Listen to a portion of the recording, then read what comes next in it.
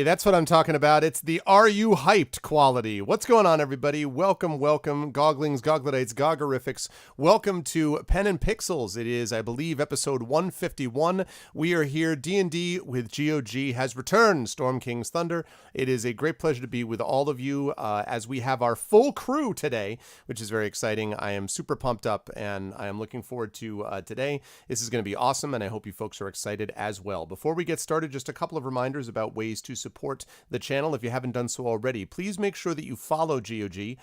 We have a lot of awesome streamers over here that do a lot of awesome games, including Frassoir, who was here with you just before me. Thank you for that stream, Frassoir. And there's more people coming up before, after, during, and all these kinds of days. So you definitely want to check stuff out that way.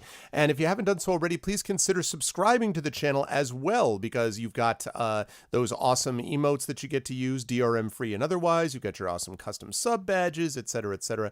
So it is all good times, and I am very excited to be able to bring all of you on board once again, and I hope everyone is looking forward to stuff. And actually, wait, you know what I didn't do and what I kind of needed to do? That!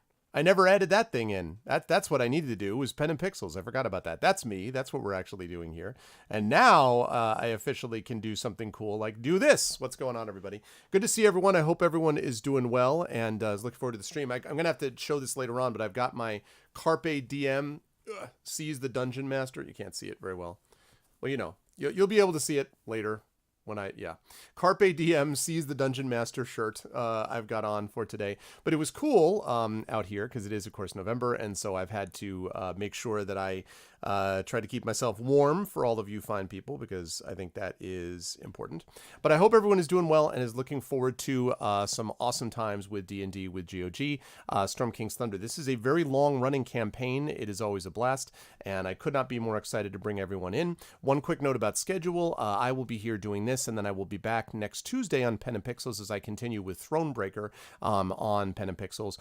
So we focus on story and narrative in games, and that's the place to do it. So I am super excited, and I hope you folks are as well.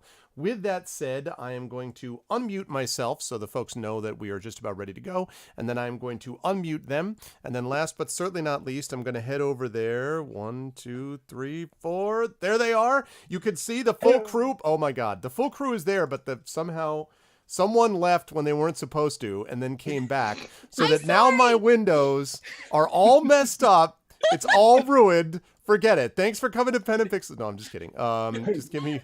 Nothing changed. Just give me 1 second. Now it changed. There we go. While Screaming Joypad was away, yeah, exactly. Guy stepped up and became the barbarian. He's decided to identify in a very different way than he did before. It is a pleasure to see everyone here now that they're actually in their right spots. We are joined by the full team. They are back, and I am excited to have them. And I'm going to start with the person right below me, who was very proud of the tweet that she put out earlier today.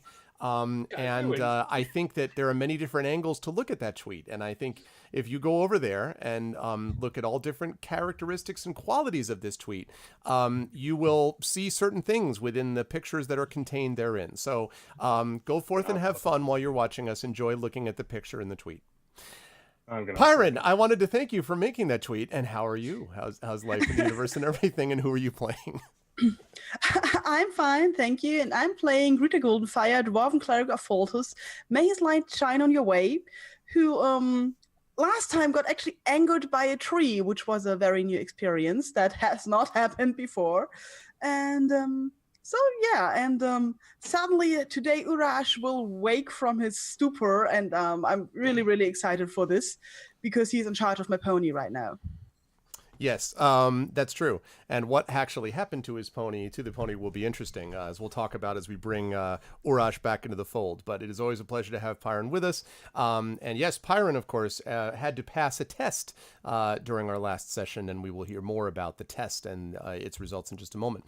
Moving right on down the line, we have a gentleman who should need no introduction, but I will introduce him anyway. He is looking somewhat less bearded today than he did during our last session, but still is with us, and that, of course, is Darksaber 2K, who was the first one to show us the different, visual cues that one could pick up from the tweet. So that's definitely Caro, that is not a tree. Yes, I Yeah. think you may have noticed that there are some other aspects to this that Darksaber wanted to point out. But that's Some animates Darksaber. are having fun. That's Darksaber 2K. What's up, Saber? How you doing? How's life? And who are you playing today? I am doing great. I just been getting the hang of the new expansion for Crusader Kings 2 today, Holy Fury, which basically I immediately caught camp fever and died. So business as usual in Crusader Kings 2. Outstanding. And I'm playing Celsig Mauer, officially the most courageous member of the party. Yeah, that's trial. right. That's true. This is proven facts because we actually also had a test that he had to go through and was successful in doing, and so that is it's. You know, I don't know whether everyone expected that was going to happen, but he definitely had to manage some things with the help of some pixie dust, and that was definitely worth it. Moving right on down the line, always a pleasure to have Saber with us. Moving right on down the line, we have got. Why, really? Really? Really? That's what we're reduced to now. We can't even, it's not even subtle. We can't even send people and like toss them a softball. We have to put it up as a T-ball, like hand it to them and be like, here you go. Like, good God. It is a great pleasure to welcome back to the fold after a couple of months absence because of life in the universe and everything, someone who is happy to be back, and that is Mr. Screaming Joypad, Mike, who is back with us. Mike, how are you? How is life? You missed quite a bit, as we'll summarize for you. How have you been, man? And who are you playing today? God, I've missed so much, apparently. Yeah, apologies for absences recently. Things have just got in the way. Work has changed quite a lot. I've had a bit of a social media blackout, but I'm really excited to be back playing Urash, the Half-Orc Barbarian. I think I'm still playing a Half-Orc Barbarian. Things may have happened. Pixie Dust has been involved, so I'm not quite sure what on earth has happened recently. Apparently, I'm in charge of a pony. Who thought that was a good idea? You just seemed to go along with it. You didn't say anything, so we figured, you know. It was fine. No, well, I imagine I've been quite mute over the last couple of sessions. Yeah, you've been rather quiet, yes. Yeah. But yeah, really excited to be back into the fold. Really excited to get back into D&D. I've been looking forward to this for a while. Yeah, just super excited to be honest with you. Let's go. Let's do it. Let's do some Dungeons and Dragons. Let us make it happen by last but certainly not least, someone who also had a test that she had to pass with her character and did so with flying colors and a great deal of despair. But I hope that actually Tasty Chai is feeling better this week. Are you, Chai? And who are you playing?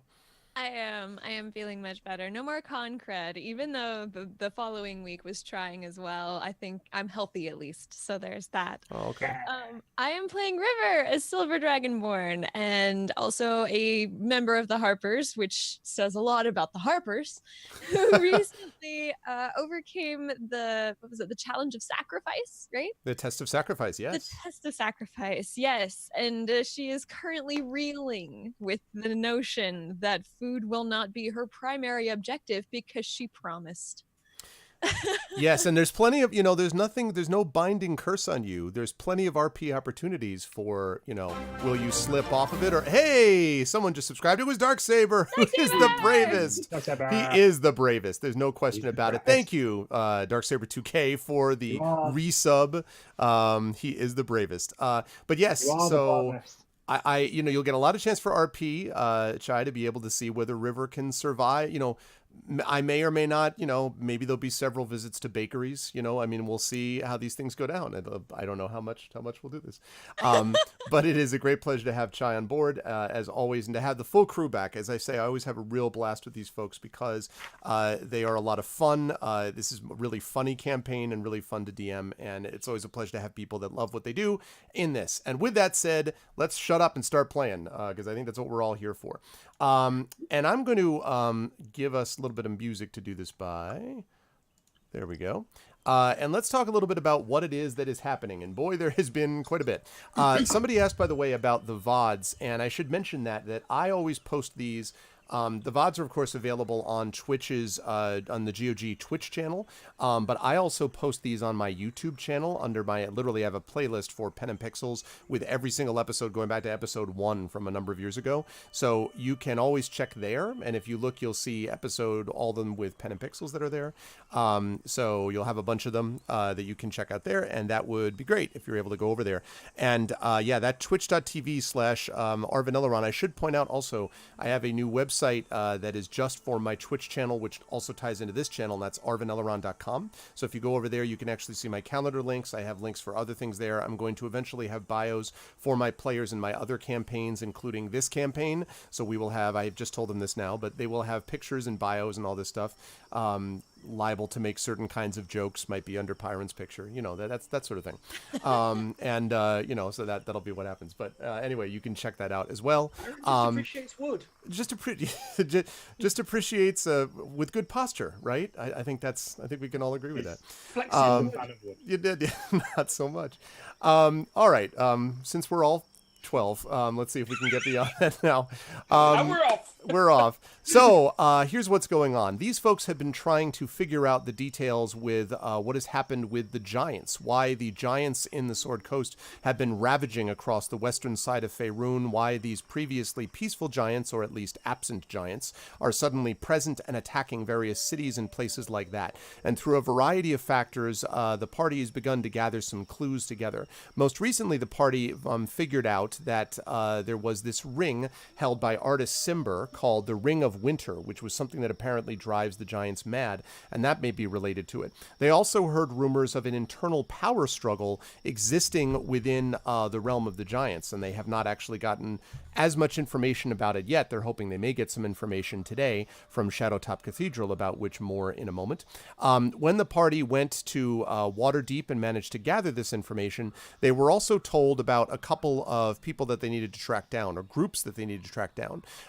The person that they were looking for was Harshnag. This was a name that was left on a note by the aforementioned artist Cimber. Harshnag is a member of Force Grey, which is an adventuring party that does lots of cool stuff but leaves a huge mess to clean up in its wake, basically. And the assumption was that Harshnag and Force Grey would be their next clue that they needed to be able to go further in figuring out what has happened to the giants. And when they went to try to track down that information, there were a couple of places that they found that there might be information about Harshnag.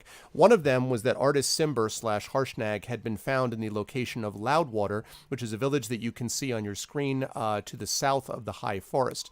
And when crossing over using the power of Kalismana, their bronze dragon friend, to be able to get there, they traveled over the High Forest, but something funny happened on the way. You see, Kalismana could only fit a certain number of people at a time, and so Greta ended up going by herself. And when Greta went over the High Forest, something basically disturbed Kalismana, like charged at him or flew at him and disrupted him, causing him to flip over. Greta was not able to hold on to his back, and so plunged into the heart of the High Forest. Everyone despaired and thought that maybe Pyron Jade would have to leave the game or something terrible like that, but it turned out not so much, because she was saved by a huge tree-like creature called Quickbark, which saved her and spoke to her about the experience that she had gone through. And basically, after she had managed to convince it, and it didn't talk very quickly, but managed to sort of be patient enough that she needed its help, Quickbark ended up taking her to where he said the Shadowtop Cathedral could be found. Before he went there, though, the rest of the party, specifically Selsig and River and Urash, were still in Loudwater trying to figure out what to do. And so, leaving behind Urash to take care of the horses, Selsig and River went off to find, using Kalismana's help, to try to find where it was that Greta might have landed. They ended up finding her, accompanied by this Quickbark, and he and they traveled to Shadowtop Cathedral, this place to the northeast of the High Forest, which you can see is the end of that green arrow on your map. This is a place which was supposed to have a great deal of information and knowledge to those who would seek it, and yet it is very difficult to find because it is usually hidden by druids, treants, and other natural creatures of the known world. When they went there, though, they found that there was a problem. The creature Turlang, which was a treant that was supposed to protect it, was in terrible shape. It was blighted, as were many of the other creatures around that Shadowtop Cathedral. And in fact, I think I have pictures of these on stream. So Shadowtop Cathedral, which looked like that, and Turlang, which looked like that. Shadowtop and Turlang was blighted, and it was because he had allowed some people to enter into Shadowtop Cathedral. They had committed something that would cause them them to taint the heart of Shadowtop Cathedral. And so the party wanted to be able to help, but Turlang refused to let them in until they could pass 3 tests that would demonstrate their worthiness. The first was the test of strength, which Greta took. She ended up challenging a bunch of creatures, which I think were tree-related, if I'm not mistaken. I think, is that right, Greta? I think it was like twig blights and... You're 2 muted. shrubs and a tree. Oh, there we go. Shrubs and a tree. So she managed to defeat the 2 shrubs and a tree. It was a tough combat, but she was able to win it. The second was the test of courage. And the test of courage involved throwing Selsig way the hell in the air and seeing what he was going to do as he plummeted towards his certain death in the forest below. Selsig ended up using the pixie dust, which did what to you, Selsig? Do you want to tell the fine people Maybe what a it bit did? lightheaded. I believe the pun was after the event. Yes. Basically what it did was it caused the top of his body to basically become super light. So like a balloon, his balloon head held up the rest of his body as he floated calmly to the ground. Then he was kind of up looking around like this a lot, because he couldn't like lower his head. But he had successfully accomplished the test of courage.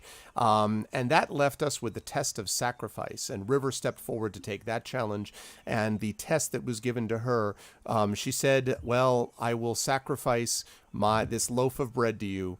And I think it was Turlang who was actually giving you this test, said that was not enough, that you would have to sacrifice your overwhelming desire for food. And so River agreed that she would try to reduce her desire for food and to not to starve to death, but to just, not pursue it quite with the same ardency as she did before, which made her extremely sad. It was indeed a true sacrifice and allowed them to pass by the tests, allowed them access to Shadowtop Cathedral, where they found the blighted heart of the tree. And thanks to some clever thinking, Greta and Selsig, and I believe River all together, using some freezing cutting mechanism, if I'm not mistaken, were able to cut out, and also radiant damage to burn, I think, some of it from the tree's heart, I believe is what Greta was able to contribute, ended up saving Shadowtop Cathedral, removing the blight. And as we ended our last session, Turlang happily was looking at them, telling them that they had successfully saved the forest and saved the Shadowtop Cathedral from this blight, and now they would have access to Shadowtop Cathedral. And so before we get back to them, I'm going to jump us down to Loudwater, where all this has been taking place. We have, in the meantime, Urash has been hanging out in Loudwater. And Urash, I'm curious, I'm assuming that you haven't just been staring at Greta's horse the whole time. So what exactly do you think you've been doing in Loudwater during this time? And then I will tell you about something unusual which happened on that process. Okay, so I think a lot of my time has been stood just staring at Greta's pony, I'll be honest. Okay. I mean, it's an interesting looking pony, don't get me wrong. I will have been scouting the area around, making sure the pony was comfortable, praying to Tempest, practicing my axe skills, practicing my acrobatics as well, climbing, cutting trees down, that sort of thing. Small trees, like practicing throwing my axes, that sort of thing. Okay. And this practice that you've been doing has definitely gotten you the notice of some of the town guards of Loudwater. You've actually had a chance to sort of do some practicing with them. They've they've kind of learned some of your techniques, basically, and you've been able to give them hit it till it dies technique. Yeah. They like your ferocity, and basically there's a sense that they want to be able to protect Loudwater perhaps a little bit better than they have to this point, and so they've gathered all this information from you and all this stuff that they were really excited about. So all of that has worked to your benefit, and this is probably about maybe 2 days. Of course, I love that we're talking about this as if this has been weeks, when in fact we're talking about a day and a half, probably. But anyway, things move quickly. On the second day, you are in the process of doing some sparring with a well-meaning town guard, where you have to pull your punches like only 75%, because like otherwise you'd knock them into next week. There were a couple of accidents. I don't know if anyone ever heard, to jump out of game for a minute, that Bruce Lee, before he learned that he had to dial back his fighting by about 50%, actually put a couple of stunt guys in the hospital. So he was kind of like, yeah, I need to stop doing that. So you similar, you had a couple of houses of healing visits from people just because you're like, sorry, I don't. Sorry about that. Yeah, they like it though. I mean, they think it's a badge of pride, but still, broken ribs kind of hard to. So, but they're doing some training with you when this owl comes flying in and settles on the top of the wall above the little barracks where the guards are kept, and sort of looks down at you and whoo, very intelligent, and it's during the day, which is unusual, obviously, for an owl, and seems to be staring directly at you, Urash. So do I find this particularly unusual? I would say so because the fact that you have not seen an owl since you've been here, A, and B, owls don't come out during the day and come specifically to a populated area like this. They're creatures that are by themselves. And the fact that it's staring at you, like just sort of waiting for you to do something, seems to indicate something. Okay. Could I cast Speak with Animals as a ritual? Sure. Absolutely. Absolutely. So I will pop it in chat so everyone knows what I'm doing. I'll say in chat, I'll pop it in the Roll20 chat. So basically, cast as a ritual, although limited by the intelligence of the beast, you can understand and speak with beasts. You learn about the beast's experience over the last day, as well as local places and creatures. If your DM allows, the beast may also complete a small task for you if you can successfully convince it to do so. So I get this, just for context, I get this because of my Path of the Totem Warrior and my attunement with nature. Yes. So I will cast this. And so the owl waits for you to do so. Your sparring partner sort of looks curiously both at you and the owl. I inform him that I've got some meditation to do, so we're gonna take a break for about an hour or so. So he nods and he goes over and starts beating the hell out of some wooden dummy. And you do the ritual, and when you're done, you are then able to speak to the creature. And basically, although you're able to speak with them, the owl, although intelligent, remains an owl, not a polymorph to anything else. And so the owl basically, hoo, hoo, large gold bird, hoo, large gold bird, see you, hoo, hoo, see you, large gold bird, hoo, hoo. Large gold bird. They must be talking about Talismana, right? Hoo, and it says large gold bird again.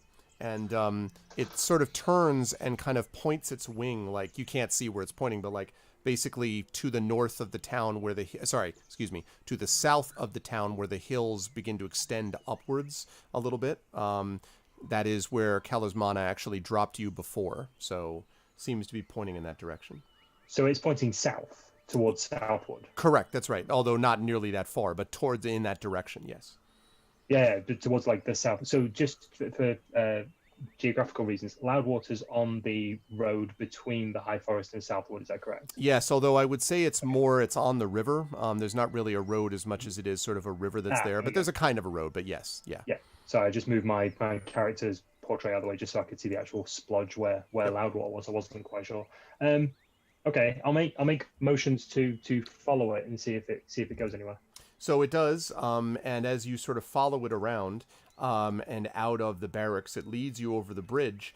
And sure enough, before I do, oh yes, am I leaving the pony in this state? I guess that's up to you. Okay, I'm going to take the pony with me. Okay. Chose wisely. So hey, I have seen Greta in a bad mood. Okay, I do not want to be deep fried barbarian. All right. So you bring the pony with you over the bridge. Now, you may not know because you were not here for this, but you have to duck flying fish as you go over this bridge. It's kind of a long story.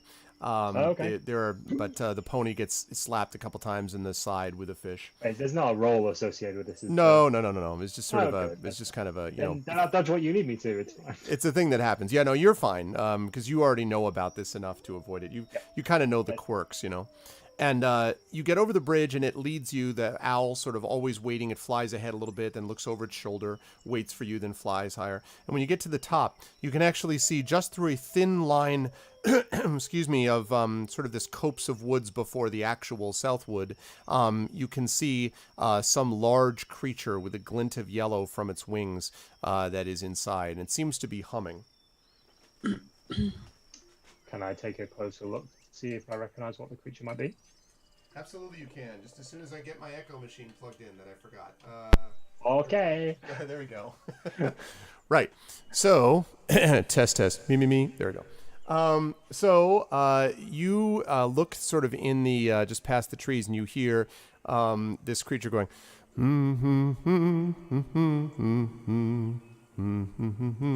stealing stuff from taking the sheep, eating sheep, delicious sheep.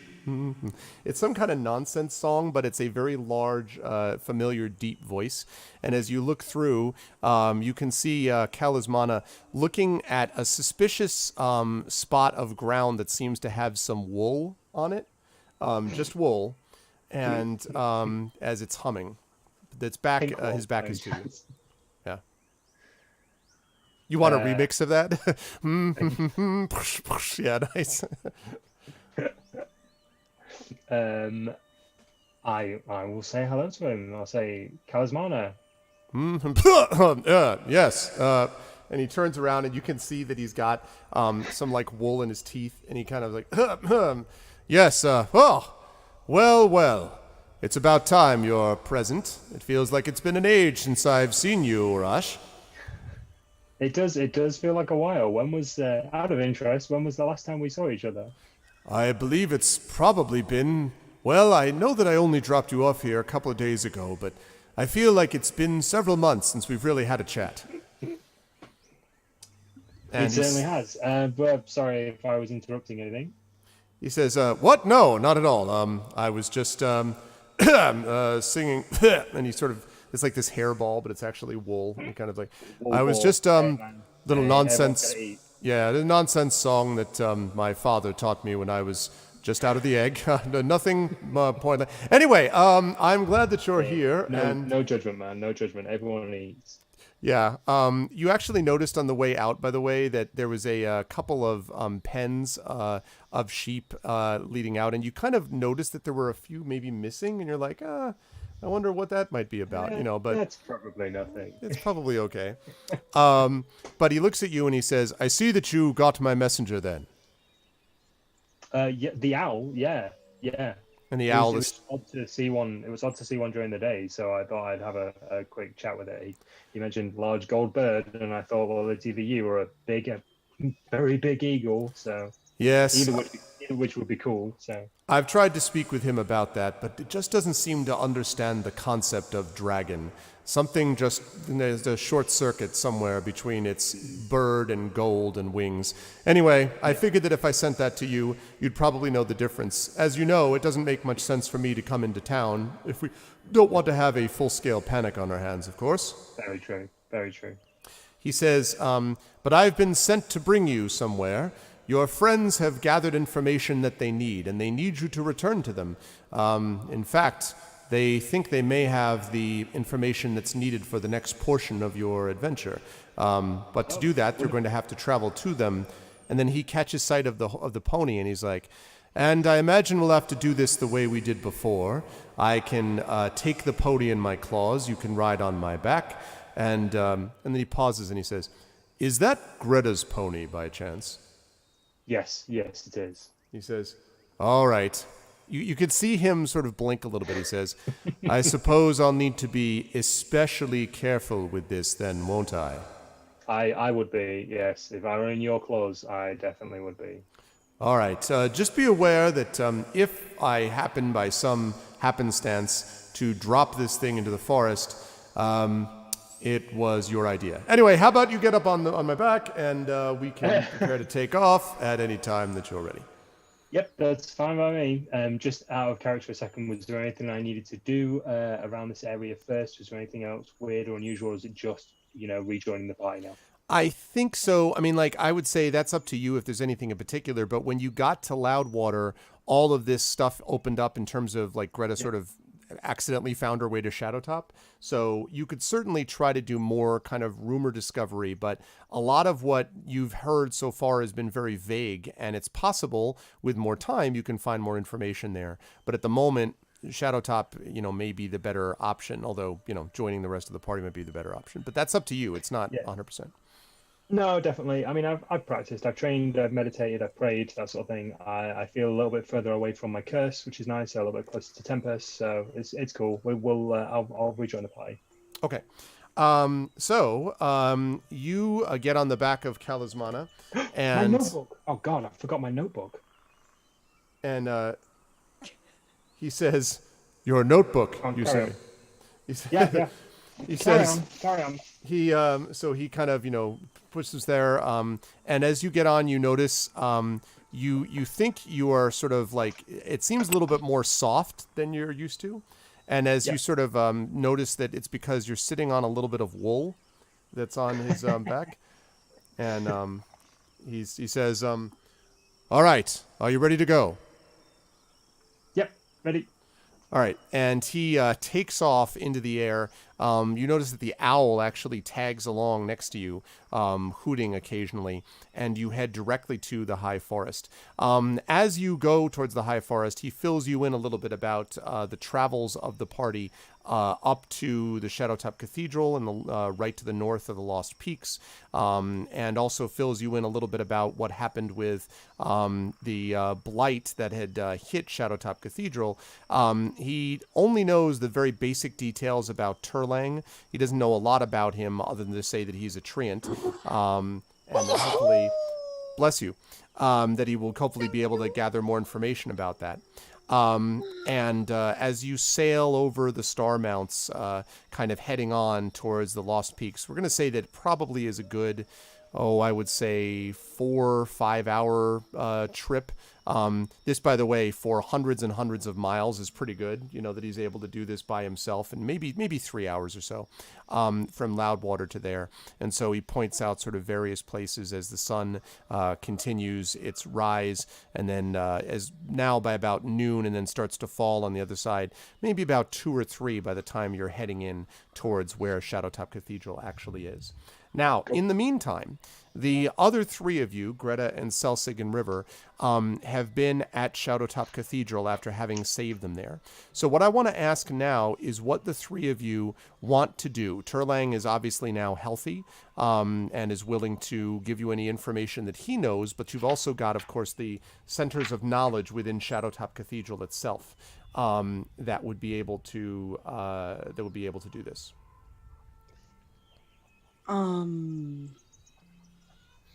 I think I need sleep at this point in time. I'm assuming that you got that. I'm assuming at Okay. this point that you got your full rest. Yes, and that's actually a good point. You were all, of course, level 6 still, and I think, Greta, that would put you at 56 out of 56, if I'm not mistaken. Yes. And River, you'd be at 32 out of 32, I think. Right? Okay. And then Celsix 39 out of 39. Urash is 67 out of 67, I believe. Give me a second. Yep. Okay. Are So- you also level 6, Urash? Yes. I'm level 6. Okay. So, as you're waiting for this stuff, you have Turlang has agreed to send word basically to Urash, and has sent out an owl to go find Kalismana, who in turn has gone to find Urash. In the meantime, you have some hours to do some work, and so now you have a chance, being fully rested, to gather information. Now, this is information. We'll talk about how you gather information in a minute, but you can ask or look for questions about multiple different things, not necessarily just your specific task of the moment, but if there's other stuff that you want to ask, there's no guarantee that this isn't like a place that knows absolutely everything, but it has a lot of information here about various topics and subjects. River, which languages can you read? Let me look. Common, Sylvan, and Draconic. Okay. And Selsig, Yes. which languages can you read? Yes. Wow. What? Hang on. I'm pretty sure it's literally like common and halfling, and I can't. I'm confused. They've changed the layout of the adventure sheet slightly on Roll20, and everything's like distracting me. There's actual gold on my gold. Oh yeah, everyone. Now. My players talked about that last time too. They're like, "This is awesome," and then yeah, It's I totally just, forgot like, about that. Confusing me. Hang Yep. on. Can't remember. I haven't had to look at my languages in a while. Where the hell did I put them? Yeah, it suddenly says I'm Dwarf Fighter 4th level. I have no clue what's going on here, but it's fine. Making up as you go along. It's got us this Yeah. far. Yeah, common and halfling's all I can read. Okay. Unless there's any books written in thieves' cant. Which You there never probably know. isn't.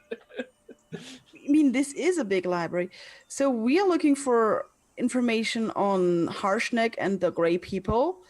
But we could also maybe find something about the Ring of Winter and the Giants. See, my eye's on the prize, and I was going to be specifically looking for Ring of Winter and maybe trying to find some stuff on the Giants. Well, then you go for that. I would try to find stuff about the Grey People. Force Grey, that was it.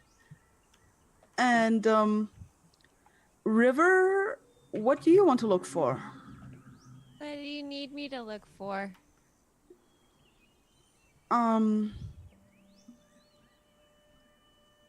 Well, maybe also the Grey People and the Force Grey, and if we found that, then maybe the Ring of Winter and the Giants. Okay. Just go through all the books, and if you see something on that topic, are you okay? You look so sad. I'll be fine. River, you need something to eat? No.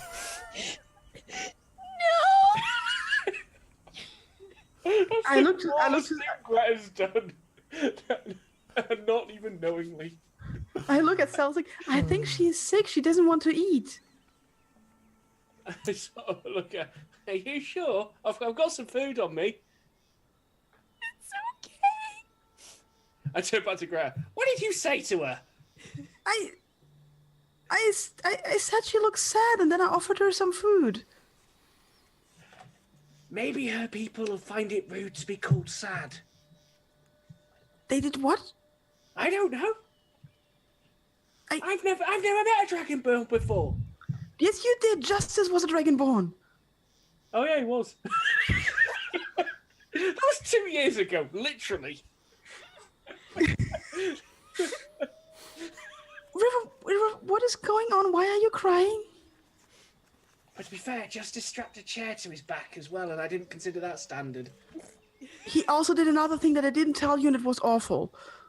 Oh, I saw that. we did nearly burn a town down. I was there. It was not my fault.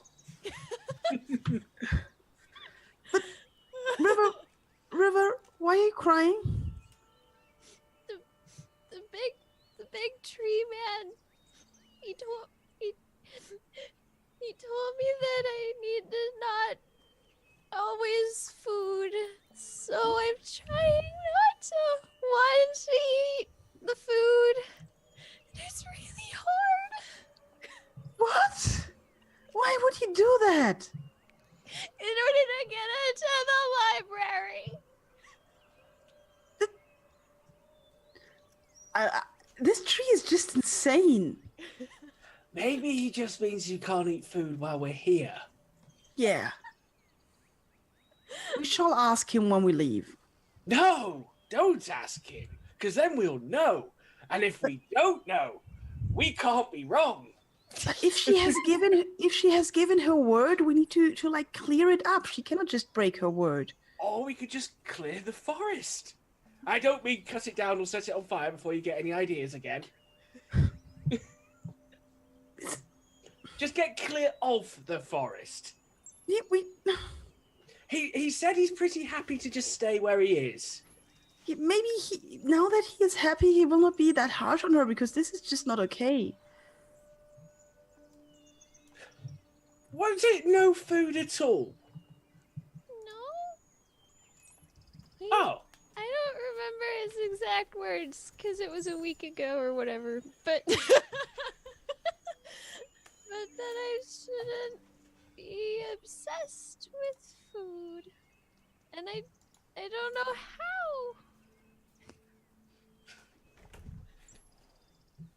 This is just not okay. River, we're gonna look through the books, and then you just have like a normal meal with us, and when we leave, we talk to the tree, okay? Okay.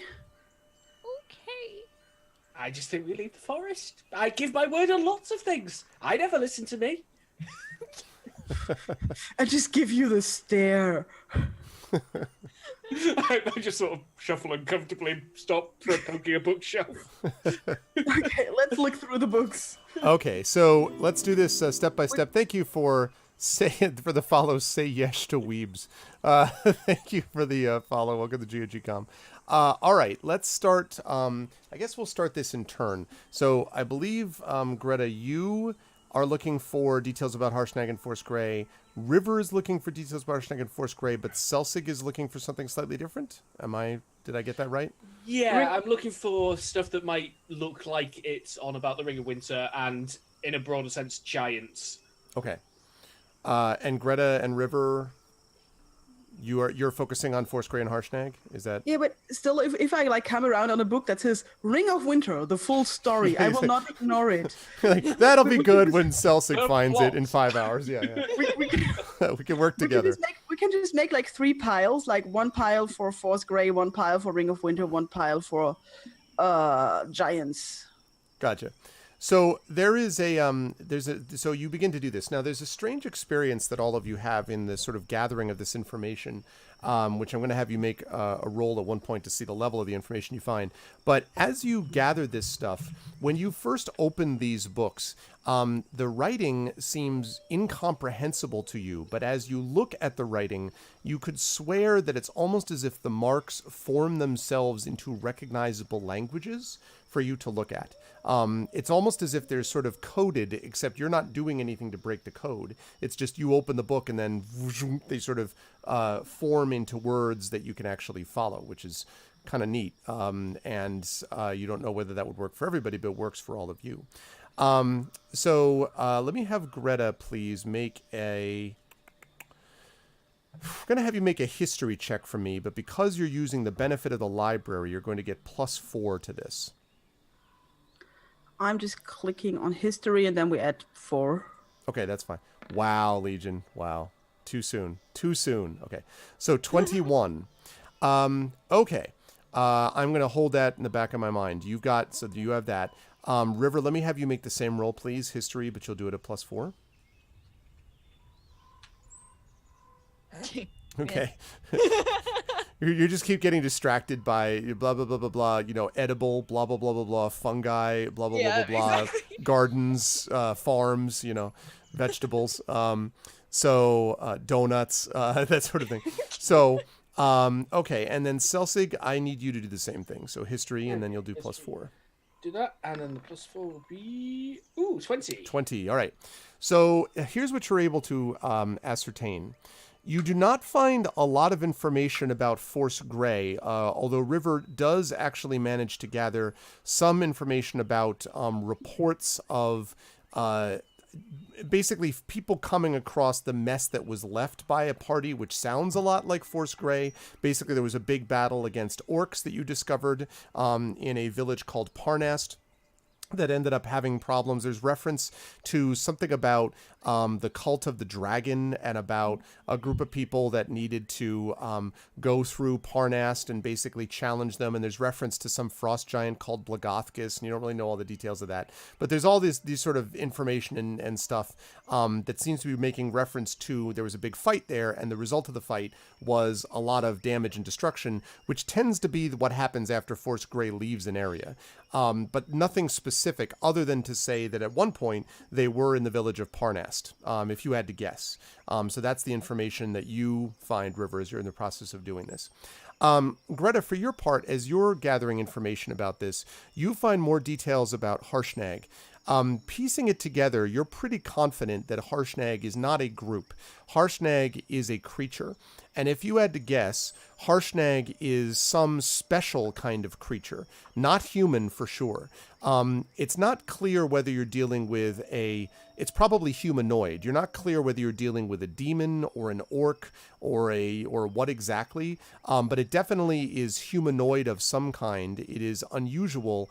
And the thing about Harshnag is the several stories that you've read suggest that Harshnag did not always agree or get along with the methods of Force Grey, that there were times basically where they had disputes. And in fact, one of the stories you read suggested that Harshnag eventually broke away from Force Grey and went solo. Basically, the Dave Matthews Band, when Dave Matthews decided to do a solo project because he had to think of some way to come up with an idea that could focus it on him, because it's the Dave Matthews Band. That will never not bother me. Anyway, so he had to do a solo act, apparently. And so Harshnag decided that he was going to break away from Force Grey. And so you still don't know what kind of creature he is, but you're positive it's a singular creature. And you're positive that he definitely was not, you're positive that he definitely did not like what Force Grey was doing towards the end. The other thing that you know is that there are references to him spending a good deal of time in and out of this place called the Deadstone Cleft, which is to the east of the High Forest. It is the place where a lot of stone giants end up hanging out, and is frankly rather dangerous to creatures that are not giants. Sorry, Dead Poets Cleft? Yes, Dead Poet Society. No, Deadstone Cleft is the name of it. I'm just going to put it in chat, then I have it ready because chat can remind me.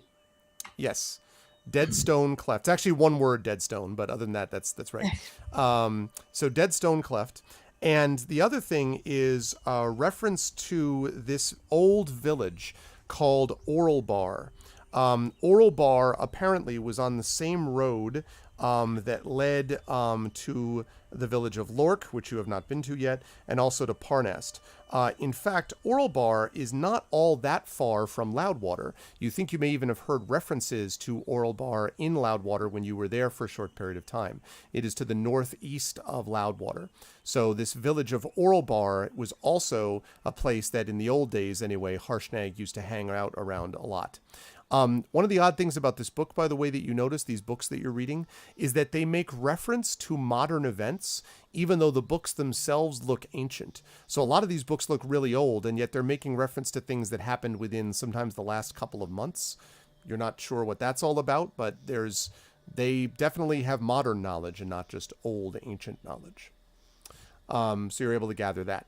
And then last, but certainly not least, Selsig, as you're reading about Force Grey, about the Ring of Winter and Artis Cimber, you see many references to the Ring of Winter being used at various times for various bad ends. But beyond the normal bad prophecies, you already know that when the Ring of Winter shows up, it's usually bad because it just, like, bad things happen around it. But the other thing that you notice is that many of these people talk about the fact that when the Ring of Winter appears, it usually means that something has broken down with the traditional order of giants, that the way that the giants are organized is usually broken when the Ring of Winter appears. It's not clear if that is causational, i.e., the Ring of Winter made the order break up, or if it's correlational, which is that every time it shows up, the order is broken. But for whatever reason, when the Ring of Winter surfaces and someone has it, that's usually a good sign that there's bad things going on in the hierarchy of the giants. And how to sort of deal with that, you don't know for sure. You're less successful finding details about Artis Cimber, but you definitely do see references to the Harpers and to their desire to try to prevent things like the Ring of Winter from surfacing for precisely the reasons that I just mentioned. So there have been times in history where the Harpers actually had the ring and have buried it, tried to keep it locked in a vault, even sometimes destroy it, but they've never been able to do so successfully. And so it always has a way of eventually finding its way into the open world with the consequent effects that I just talked about. So if you wish, you can kind of come together and put all that stuff together. Your guess is you have another hour or so before Urash shows up, if all goes well. So. Okay, I definitely share what I found out about Harshnag being a single creature who's not actually with Force Grey and might hang around in Deadstone Cleft or around Oralbar. I share what I've learned about the Harpers being absolute poop at keeping the Ring of Winter contained. Surprise! I share that I found basically nothing. No, not entirely true. That's true. No, I share what I learned as well, so yeah, I know what's going on. Okay. So you may feel free to look for something else. You probably have time to do one more search, all of you, if you wish, before Urash shows up. Maybe we should also have a look if we can find out something about Urash cursed eggs. He's fine. Yeah, I think it's really something that bothers him, and we should try to help him. Let's find the notebooks. Hang on. It's one of these. It's this one. Everyone's just gathering notebooks. Do they have anything on the running of gambling establishments? No. How was Urash X called? The Blood Axe, wasn't it? The Axe of Blood, the Berserker's Axe. Yep, the Axe of Blood. Okay, in that case, I want to see if I can find something about that as well. Make a history check for me, thanks, please, Karen. Greta. Hey, You find about a lot of axes. There's a lot of information about axes. Many of them are called axes that cause blood. There are definitely axes that have been close proximity to blood. But you don't find any reference to the axe of blood specifically, although I should say Selsig and River are also welcome to make that check if they wish. But you don't find anything about that specifically, Greta, although you do find references to cursed weapons, a number of those. But there's a lot. Apparently, there have been a lot of cursed weapons in the history of Faerun. So... I'm I not got a trying 14. because I think Urash seems perfectly happy with it.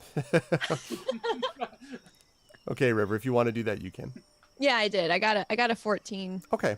So you do actually Yes, find you some... find out who your friends are, don't you? Yeah, you do actually find out I some respect information. your choice. I'm gonna assume, by the way, Selsik, I'm just gonna tell you that you did gather some information about. Apparently, there was a particularly impressive and dangerous rogue who lived far to the north in the town of Ascor, right near the desert of Anarok, who was well known for having put together some pretty impressive games of chance in which the house always won, and the story actually ends with him having barely escaped, basically, with his life. But there's kind of a good bit of information about how you would actually make this happen. I'm sorry, not Ascor, I beg your pardon. Newfort is what I meant to say. So yeah, the town of Newfort is apparently a place where to this day some good gambling is done. Just so that you have something to tell Urash when he asks you what you were doing there. River, though, for your count, you do find some information about the Axe of Blood, and it is disquieting. There is reference to a powerful weapon, a berserker's weapon, which has been used in various wars throughout the centuries, and has often turned the tide of battle for the side that had the warrior that was using it. The problem is that inevitably, at the end of one of these conflicts, the axe always ends up in the body or head of the person who once wielded it. Now, it's not clear if they did this to themselves or if something about the violence that sort of consumes them means that eventually someone wants that axe back or wants to just, whatever the reason may be, there are no reports of people wielding this axe who survive from having used it. And the last bit of knowledge and information was probably about 100 years ago or so, in which it made reference to a berserker who used this axe of blood and freed most of the people around him to do it, like he was basically fighting off invaders. But his wife and child were found dead with terrible axe cuts within them, and him dead on the doorstep of their house at the end of that war. The axe was never found after that. So can I would it be possible for me to immediately take this book over to Greta and be like, I found it. I found something. Sure. Okay, well, I do that. Greta, I found a thing and it's bad and it looks like Urash is not going to be okay and I'm worried and now I'm sad again. I tried hold River with one arm, the book with the other, and also looking at this and leafing through the book to see if there's some kind of idea how these bad things might not happen. The book itself is a series of historical information with some footnotes from a scholar of the time. And the last 2 pages make reference to something along the lines of some scholars speculate that a curse like this could be removed, but it would require the person involved to, and then the last page, oddly, is torn out. Okay, I look around, maybe I see Brendan. a page lying around somewhere or something. You do not, unfortunately. I cast mending on it. I mean, the page mends nicely, but it does not mend with letters. You just get you just get this blank sort of page in its place. We can rewrite the history of this. Yeah, exactly. Draconic Dude says, write your own page. Then Urash found it, the end. Yeah. Okay, I note down the title of the book if I can, so Okay. maybe I find it somewhere else. Okay. I mean, there might be other libraries around, and at least we have a book that might have a hint, and we can find it again somewhere. The title, in case you're interested, is The Use and Histories of Cursed and Damned Weapons, Volume 2. Wow, somebody had a special interest. Yeah. It was the second edition. It says there's a Kindle. That's what I'm just kidding. Not really. Okay. Well, thank you, River. I think you found a great thing here. Pet, pet, pet, pet, pet. Urash, at this point, Kalismana is descending towards a large clearing. And as you get closer, he says, all right, hold on tight. None of these forest creatures understand the importance of a runway. And he goes basically like Harrier jet helicopters, into the middle of this glade. Several bunnies go flying out of the way, blown away by the wind of his wings, as he lands to the ground. And all of you hear a commotion of wings and flapping outside. And then there is this loud voice that says, more disruption in my glade. I thought you knew better than this, Kalismana. And Kalismana says, yes, Turlang, you old stick. Perhaps I can't do anything differently. I can't just grow roots into the ground like you. I've brought who you were looking for.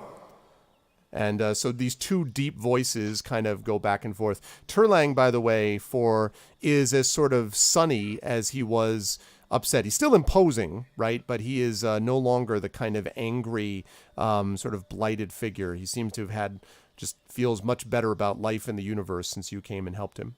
And so, Urash, you slide off of Kalismana's back, and you see this massive, even compared to you, massive tree creature, which you can see there sort of staring down at you. And he says, oh my god, what is that? He says, so, it appears that you are the fourth in the party. I am glad to see you appear undamaged. If you would seek your party, you may find them inside Shadowtop Cathedral, where they are gathering information for these mortal quests that you all find so important. And he looks at Kalismana, and Kalismana says, there's no accounting for taste, Turlang. No accounting for taste. They're good people, but remember, they only live about 100 years or so, maybe. Well, I suppose some of them live longer. Right, I was just about to say, some of them perhaps live longer, but most of them, still, it's a flicker flash of eternity, And Turlang nods. He says, yes, still their lives are important to them, are they not? You kind of get the feeling, Urash, as if you're like watching mom and dad talk over your head, like as they're just sort of sitting there.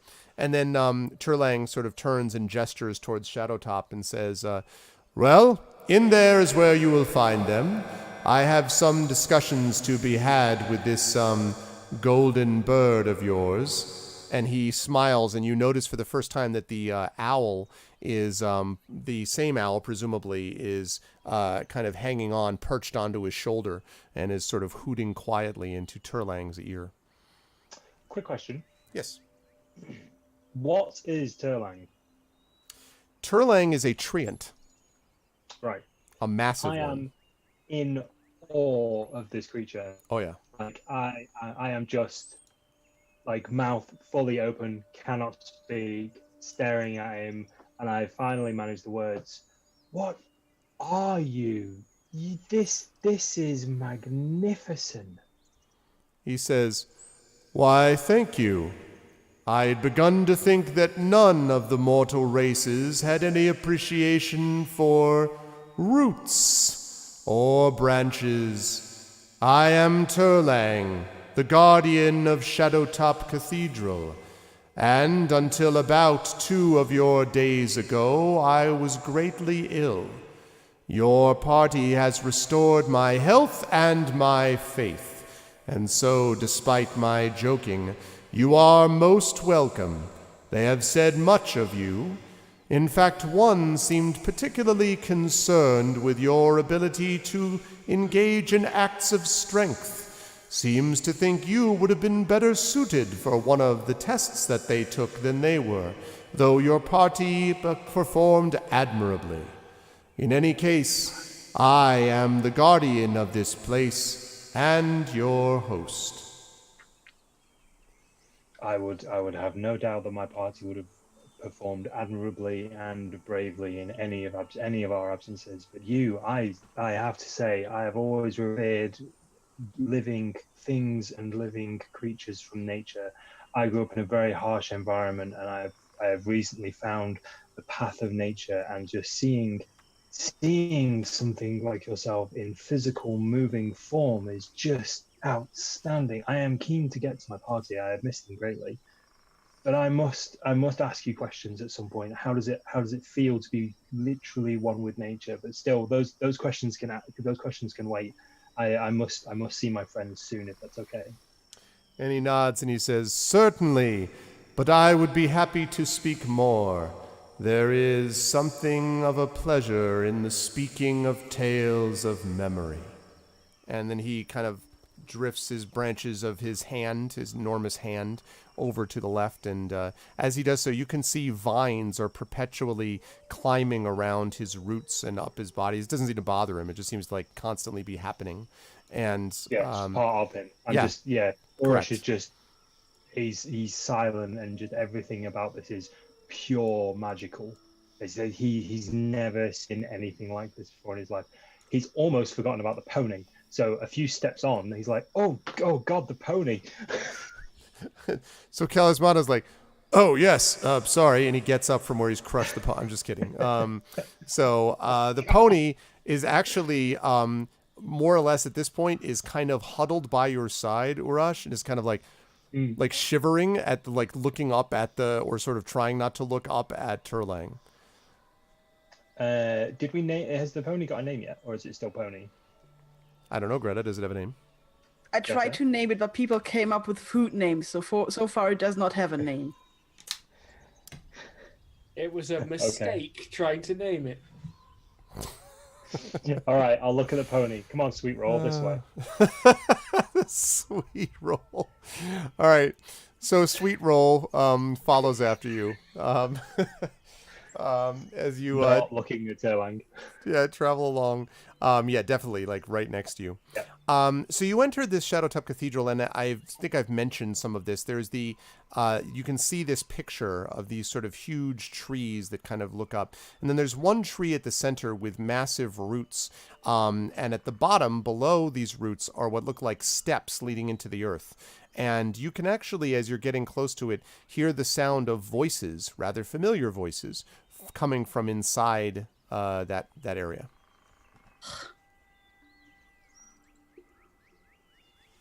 Can I see anybody yet? Nope. Okay. I'll just carry on walking with Sweet Roll. Now, Sweet Roll is probably not going to fit down those steps. Okay. Maybe, but it'll be kind of a little bit tough. So you might need to leave Sweet Roll, which I think is a he. Can I tie Sweet Roll up somewhere? Sure. Cool. I will loosely tie Sweet Roll up so that it's obviously not constricting, but slack so that it can move if he's scared. So you tie him up to a post which says baking sheet on it, and I'm just kidding. Yeah. I'm just joking. So it's a warm day. Are we doing it? Exactly.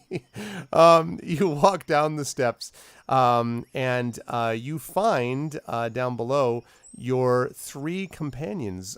Greta and has her arm around River, who seems to be somewhat sad, and is occasionally looking over at Selsig, who is glancing at this book. And all three of them don't seem to really notice you when you first come down.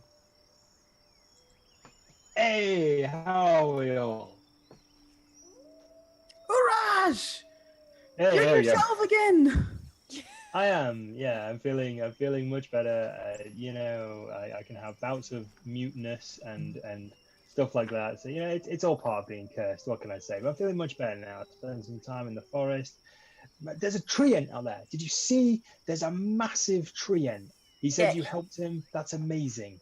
He's a meanie. Also, where's the pony? Pony's just at the top of the stairs. Sweet Roll is absolutely fine. He's doing wonderful. Sweet Roll. Talisman, I didn't eat him. He's not got any marks on him or anything like that. Yeah, I named him Sweet Roll. It kind of fit. You hear from upstairs. Well, he answers to it. Well, oh, okay.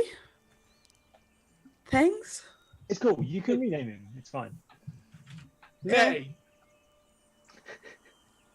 Yeah, we're looking up information about Harshnag right now and the Ring of Winter, and all of that.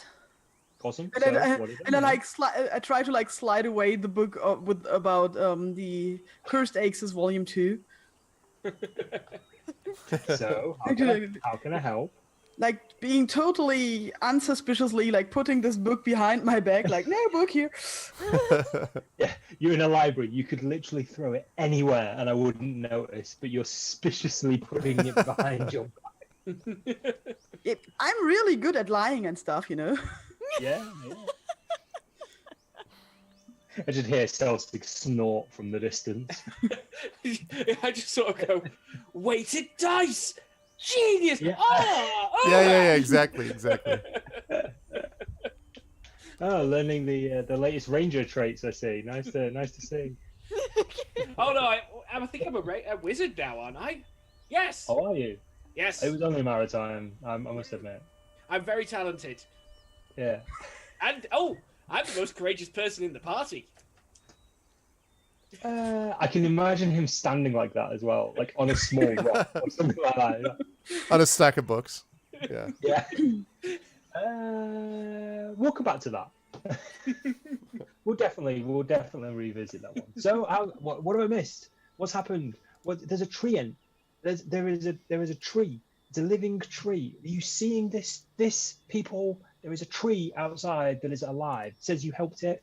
What happened? What did I miss? What if I That told tree, you that that's tree the made second River one? sad. A tree made River sad. Yes, Oh no! What happened? it I feel like forbid I've her missed to it. enjoy food. Yeah, you notice that she's not really looking much in your direction. She's just kind of sniffling. Oh, I'll go over. I'll put my arm around her. What's wrong, little dragonborn? That I shouldn't obsess about food, and then I was sad about it because everyone offered me food to cheer me up, and then I was okay for a little bit, then I read a book. Could we use the half-orc loophole? Urash! I pull Oh. out an apple from my pack. Is this food? God no. River, here you go. It's not food. Urash has confirmed it. We have been through this many times. They are not food. Those disgusting green little cannonballs are not food. They're not good in any regards. That's horse food. That's what that is. Horse food. It's basically hay. You're eating a ball of hay. Hay that grows on trees. Are you a horse? No, you're a dragon. You should eat meat. Meat and ale and beer. That's what you should have. You hear nee in the top above. You're gonna make us sad again, Urash. What? What am I saying? What have I missed? What's happened? I just take the apple over to the pony and give it to the pony. The pony's like, sweet roll seems very happy. He's standing at the top of the stairs. I look at Urash and Celtic. Well, that worked out well. I I tried. think that worked out fine. So I'm what do we going do back next? to courageously looking at these books. Well, so we find out that I'm gonna Harsh. remember that. So you remember the ball, right? But you were totally out of it afterwards. Yeah, pretty much. I don't know I what remember that the ball ball. did to you, but yeah. So I remember going after the ball. We did a thing. I remember traveling somewhere, and then things got real hazy. That's yeah. what I remember. So we had hints that Artisimber and the Ring of Winter somehow got involved with Harshnag, and Harshnag might be involved with Force Grey, which is kind of the X-Men. And so we were looking for information about this here. And it looks like Harshnag is not that involved with Force Grey anyway, but we found out a few places where this creature, because Harshnag seems to be a creature, might be, which are east of Loudwater, Deadstone Cleft, and Oral Boar. And so maybe that is the next hint. And also Salzig read a long book about the Ring of Winter and its appearances and disappearances. So we didn't know that much more, but at least we've got a trail about that Harshnag creature. And it looks like we need to make the Ring of Winter disappear again, and maybe that will help the whole giant problem. That's how I understood it. Salzig? Telsig's not there right now. Please leave a message after the Ambush, darn it! He comes out from around a bookcase, like holding on to several books. He's just like, we really shouldn't listen to the Harper's advice on what to do with it. They're really bad at keeping it safe. Okay. Yeah, but we from this book that you read, did you somehow figure out, like, if we make the Ring of Winter disappear, will the giant problem disappear, or what will happen? Because I didn't really get that. It's either caused by the giant problem, or it causes the giant problem. It seems to happen both ways. It just, whenever the giants aren't happy, the ring appears, or the ring appears and then the giants aren't happy. I haven't figured it out. It's a bit like the way sometimes some people aren't happy when they see me, and then sometimes some people aren't happy after they've met me. So it's the frozen lake analogy. That when we grew up in our village, there was a big lake near our village, and it used to freeze over, and the elders were never sure if it was the cold of the mountains that made it freeze, or it froze and it caused the cold in the mountains. And it was a big, they didn't know which one came first. It's a little bit like that, right? I thought religion caused that. Well, yeah, the pantheon, like the gods cause everything, but they don't know which causes which first. So, like, does the cold in the mountains travel down, or does the cold of the lake travel up? Greta? Hey man, I grew up with this. It's fine. I don't need to know the answer. Yeah. I You're gonna think blow the a lot thought of is more important than the answer right now, right? Yeah. But I can tell you that Faltus, as a god of light, has an idea. Excellent. Good. So you're both right. Does your god know where the Ring of Winter is? That's a good point. It makes me wonder, how did we get eggs if there was no chickens to lay them? I just look dumbstruck. I just stare at them both. Is this what being in a library does to you? can confirm. Is it dark? Is it dark because there's no light? Or is it light because there is light? Quick pause. Speaking of light, and Memories and 8-Bit just subscribed. Still alive. Yay, Memories and 8-Bit. Woo! Awesome. Thanks, Chris. Thank you for the resub, and we know you're alive, and we're super happy that you're here, and hopefully everything works out with internet stuff. Thanks, dude. Sorry. Back to game. Well, the chicken had to lay the egg, but eggs come from chickens. I have literally no clue what you're talking about. I just sit down. I'm just gonna have a look at this. I'm not gonna interrupt them. Let's see where this goes. I sit I next to start Greta. backing away slowly. Is there like a light source in the room? Because I was just like holding my hand up to it, going, So I approach Greta slowly, and I go, "When did Celsic get cursed too?" No, that's just him. I'm not sure about this. The effect of the fairy dust though. He like rubbed it all over his face, and then he got thrown by the tree. The tree threw him. it did make me lightheaded. And he also ate some of the stuff. And I missed that. Oh, that's amazing. Right, you're using it on me next. Have you got any left? Ask him. I don't think he has. Celsic, I how could you use the fairy dust without me? We had a pact, man. I had to prove how brave I was. We had the Master Blaster pact, right? One About of us was that. you were going to sit on my shoulders, we were going to Yes. sprinkle the fairy dust on us, and we were going to fly like dragons. And you're going That to yell, was the "Who runs plan. Bartertown?" And you're going to do that too. Who runs Brinchanda?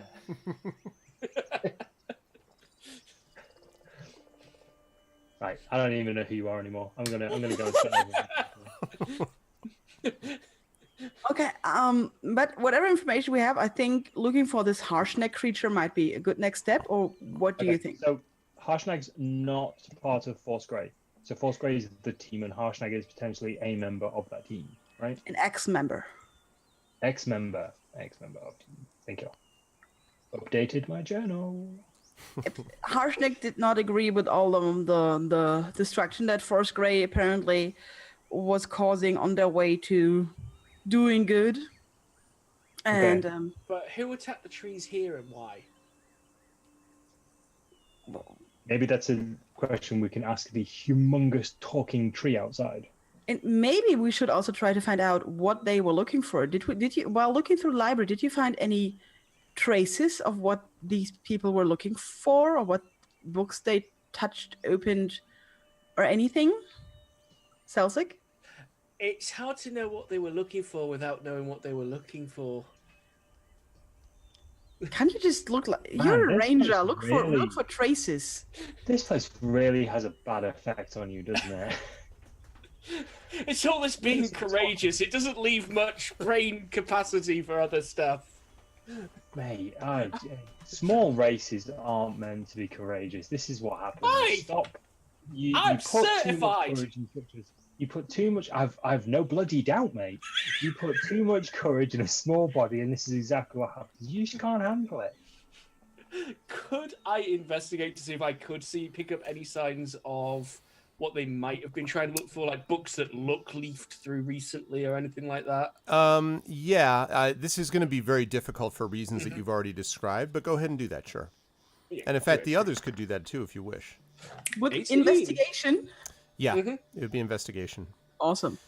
Go on, then. Okay. And so Celsig and Greta, not really. The only thing that you have, okay, and River's got a 10 plus, okay, same difference. And Urash with the 9. I was hoping that you were going to come out with just like critical. You're like, obviously it's here. Like it's a big book. Yeah, It's like in the it's middle. here, morons. What the hell? Like this is how you do research. No. Yeah. So none of you. It's impossible to determine what they did or didn't find there. The only thing that you think is odd, Greta, is that the particular book that you were reading, actually that River first found and then brought over to you, and that you were both reading at that point, that had that one torn out page. You may remember. Okay. And that's the only thing that indicates that there was anything sort of vandalized. However, if they took a book, you wouldn't obviously be able to know that because they took it out. No real like filing system here per se. Okay. Then I think it might be time to venture on. Or is there anything that you... I mean, we still have access to the library. Anything else? You have an idea that we could look for? I look at my party members. Is there anything here that I would find interesting? Right? I don't Oh, want it's full of books. Exactly. Can you Like, read? know, I can read. I mean, I Greta's reading this struggle week. with common. I struggle with common. I can barely speak. No matter read. I struggle with common. I can read Orcish, and I can half read. I can thumb my way through Dwarvish. Well, Like I Orcish could- is a written language. I'd say I could pass for a dwarven tourist, but I'm 6'4" and green, so I don't know. A mutated Fallout dwarven Yeah. tourist, basically. Yeah. I will look Super for anything mutant dwarf. on. I do want to look to see if there's anything on the nearby town of Chloch, because that's still how I'm pronouncing it. Okay. Go ahead and make an investigation check for me with that. Okay. 16. So the stuff that you find there basically talks about the history of Lork, which is that originally it was a mining town founded by human and dwarf prospectors, and that there was a time too when the Zentarim had control over Lork, and then eventually they also left the town in ruins. And the last references that you basically have are to the rise and then eventual fall of a bandit lord who had made Lork into a stronghold and then eventually was overthrown. Since then, there have been no real details about what is going on in Lork, but it's just a rather, as you can tell, eventful history. Reading the words Zentrim, I turned to everyone. What if it was the Zentrim who came here? They kind of have a vested interest in making a mess where they go. Wait, Zentrim, those were those strange guys that we met in the town that had the problem of having stones thrown at, right? Yes. Yes. And they're also The Black tied to Network. another town that we've heard has had stones thrown at it. Last we heard, Lorch was being attacked by stone giants, so it was said. And the Zentrim were like the mafia. They were really unfriendly, if I remember correctly. And I've just read here that they're linked with that town as well. Now, when we first ran into this trouble with stone giants, or giants, or whatever, they're all the same, mostly, except for Sephiroth. Whoa, racist. We've met a lot, only one's not attacked us. I'm willing to go Exactly. with the average. What was the Yeah. name of? They were like. They were, I'll take what, you was to the, my hometown. what was the name of the Zentrim leader in Nightstone? I mean, there was this lady with the dragon, and then there was the unfriendly guy. Keller Dark Hope. Yeah, Kella Darkhope and Zolkin, I think, is the one that you're thinking of. Yeah, It was Zolkin. Kella Darkhope was the woman who apparently there was some relationship thing going on there, maybe with Zolkin, and he was very anxious to protect her and so forth. But you left your good friend Gleek, the ambassador in charge of goblin-human relations in that town. Yeah, what could go wrong? It cuts back to montage, like the whole thing is just like a wasteland with goblins running around. Was just riding around on sheep going, yeah! Yeah, But they get delivered 2 meals per week. that's true, per week.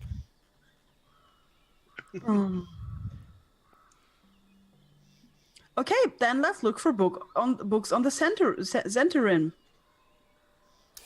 This is not actually difficult to find. You can find a couple of books actually that refer to the Zentarim, but they refer to them generally as bandits, as thieves, as political operators and manipulators, as doing everything for money. There are many references to the Zentarim through many of these things, and they generally are not very positive.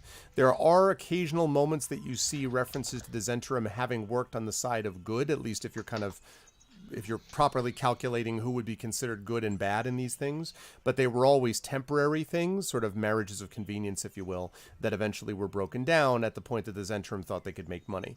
The Zentrim are very consistent about making money. You got to give them that. Like they're very much about, how do we make money and how do we do so without getting having to give up that money in sort Are of they for hire?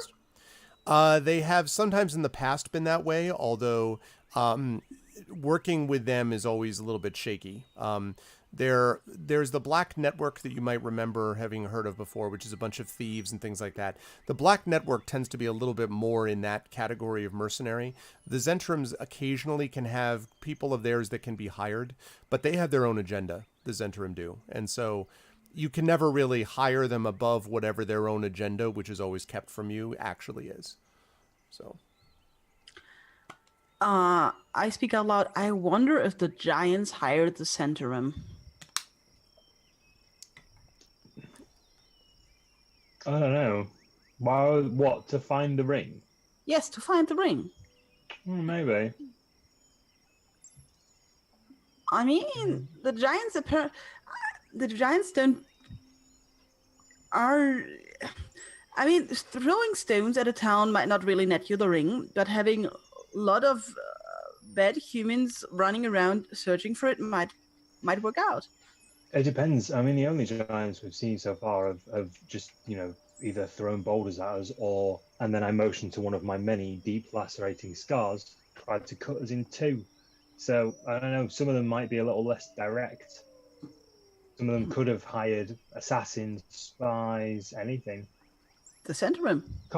We can't rule it out. I think last time they just tried to steal the Weevil. Yeah.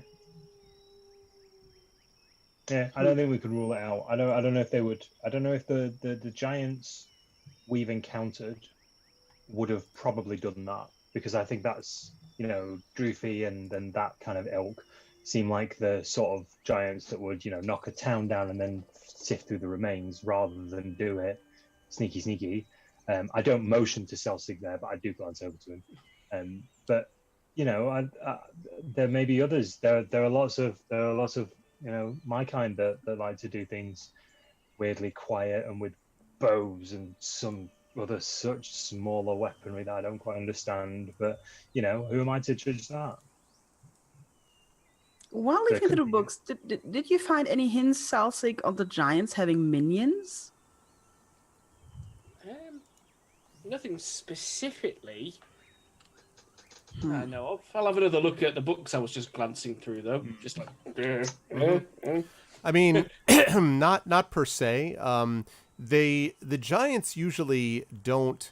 I mean, there probably have been like giant crime bosses in the past, but the giants usually don't spend a lot of time around the smaller people. Either they kill them or they just sort of stay away from them. There are some exceptions, like for example, if it is true that there were giants that worked with in different venturing companies and things like that, there may be some exceptions here and there.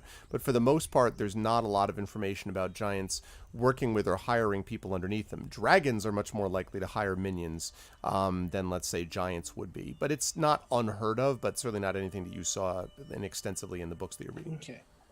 So it would be unusual that giant sort of attack force we faced down around the Weevil was actually using goblins, if I remember rightly. Yes, that's right. It is it's sometimes possible that they can be the general of an army, which is put together by somebody else, that it has giants at the forefront leading them. That's certainly possible, yes. But not that they would like gather them together and like come up with that idea on their own.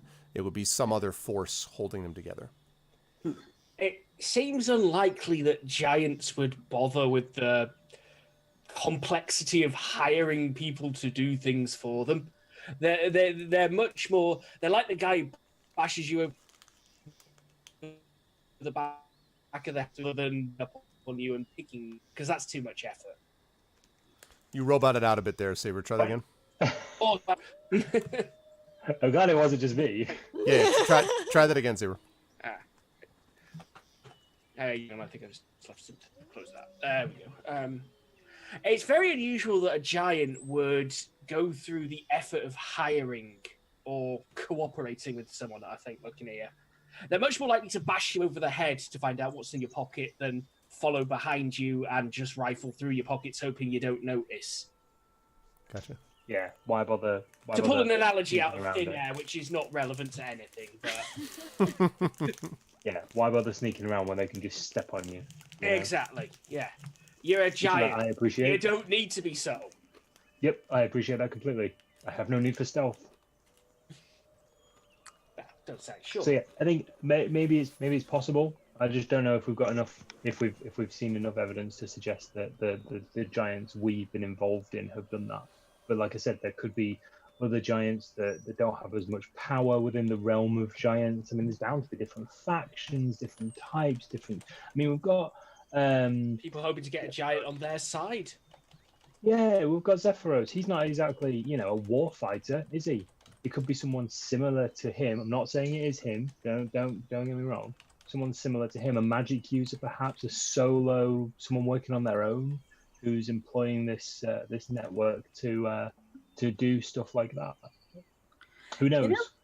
But that would be really genius, like Sephiroth putting us on the ground to find the Ring of Winter. Yeah. And he was behind it all the time. Like, surprise, plot twist. Oh, stranger things have happened. Halflings have ended up more courageous than half-orc barbarians. It's time for his reunion. Wait, what?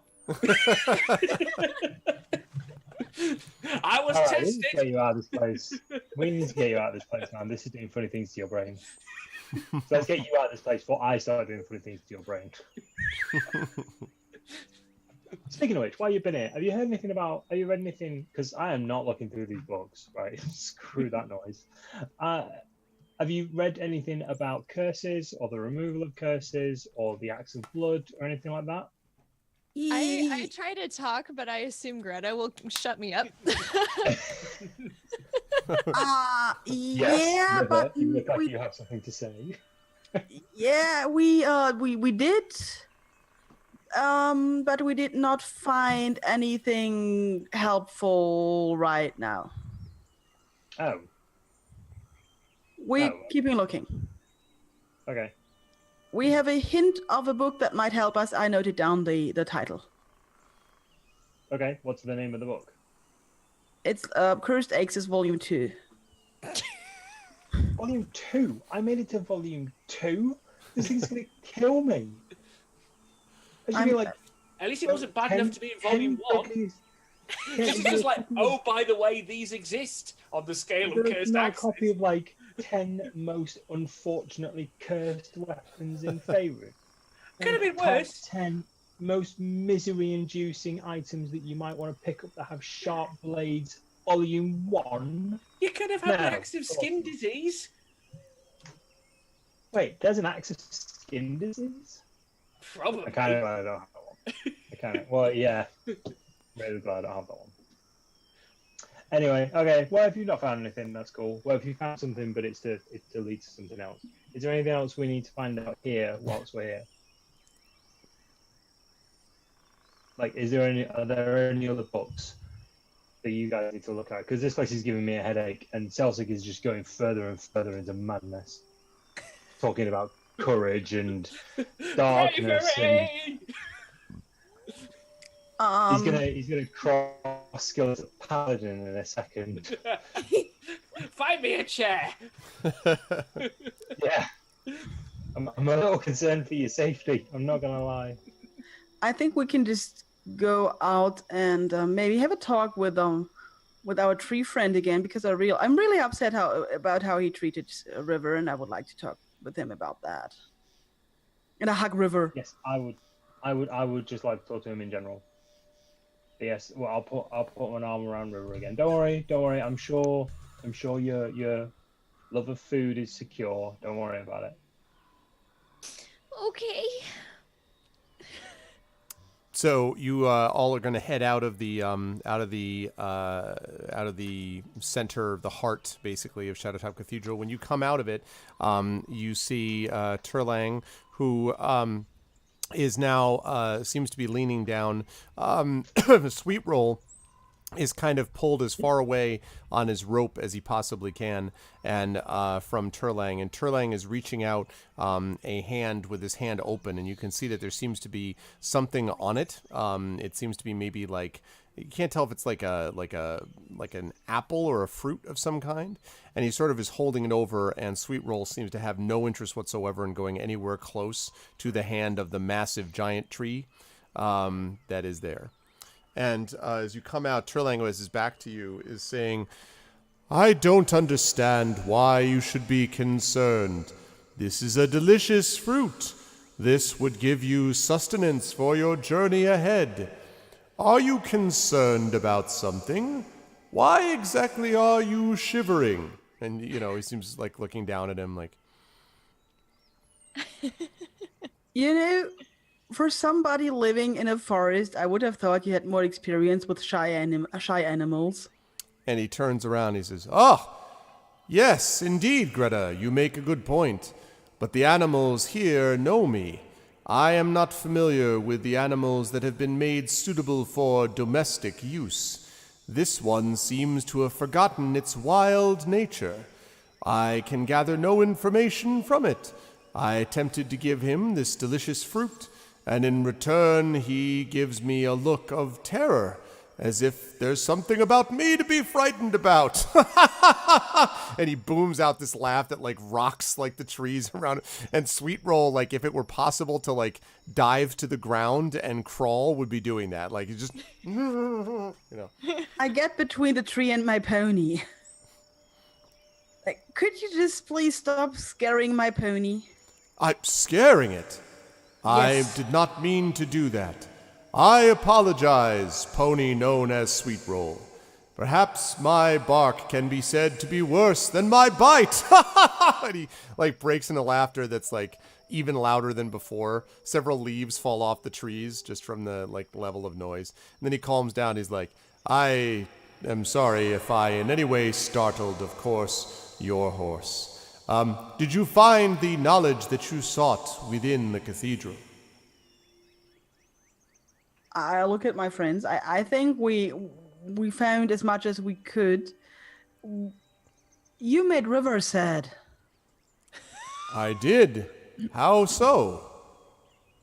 Because River was happy before, and then she talked to you, and since then she's been sad. And he sort of blinks and then says, I am sorry to hear this. It is never my intention to make anyone feel sad after a discussion. Perhaps there was a misunderstanding. What exactly is it that I did or said that might have frightened you or made you feel sad? I push River forward. Here, tell him. When you told me I shouldn't like to eat food all the time, and that it was so that way we could get inside there, I don't have purpose. And you see he kind of glances, looks like his eyes widen a little bit. Ah, you speak of the test of sacrifice. But I am not responsible for what the test asks. It is simply a requirement that one who would pass the test must sacrifice something of great importance to them. If the thing that was most important to you were 10 of your scales, that would have been a suitable price to pay. Or if it was perhaps friendship, but it was indeed your love of food at all costs that you needed to sacrifice to enter there. I would say that I am sorry, but I am not sorry for a choice freely made which allowed you access. These tests are here to prevent the unworthy from entering it, and the one time that I allowed those to enter without really truly seeing who they were, the result was almost disastrous. They put a blight upon our land. And so I must be more vigilant of the tests that I perform. Your other compatriots also had difficulty, but they did succeed, as did you. I am sorry if this makes you sad, but sacrifice is sacrifice for a reason. Yeah, but it's kind of not fair because, Celtic and I, we passed our test and we're now fine. But for River, this will go on and on and on and on and on. He says, it is possible that in the course of your journey, one can do something of great worthiness which would fulfill the terms of the test of sacrifice, without requiring you to continue abstinence from overindulgence of food. Please note, I am saying overindulgence, the too much consumption, not the normal consumption. I would ask whether it is true that any of you have noticed River to, on occasion, overindulge in the use of food. Immediate montage to hotel, buckets of sausage, etc., etc. No, I've never seen her overindulge with food. Waiting coin purse, and I'm just like, no, I can't say I've ever seen anything. No, very sensible eater, very sensible. The owl on his shoulder sort of looks at you and tilts his head and goes, "Whoo!" Like the most skeptical hoot you've ever heard. As he says this, just look at the owl and go, "Me, that's who." and Turlang is like, "Skeptical owl is skeptical." Perhaps, and he looks down, he says, I do not know if one can truly be said that you are telling the truth. I can only go based on what River herself recognized to be the greatest sacrifice. And as her reaction proves, this indeed was that thing. But it need not be permanent.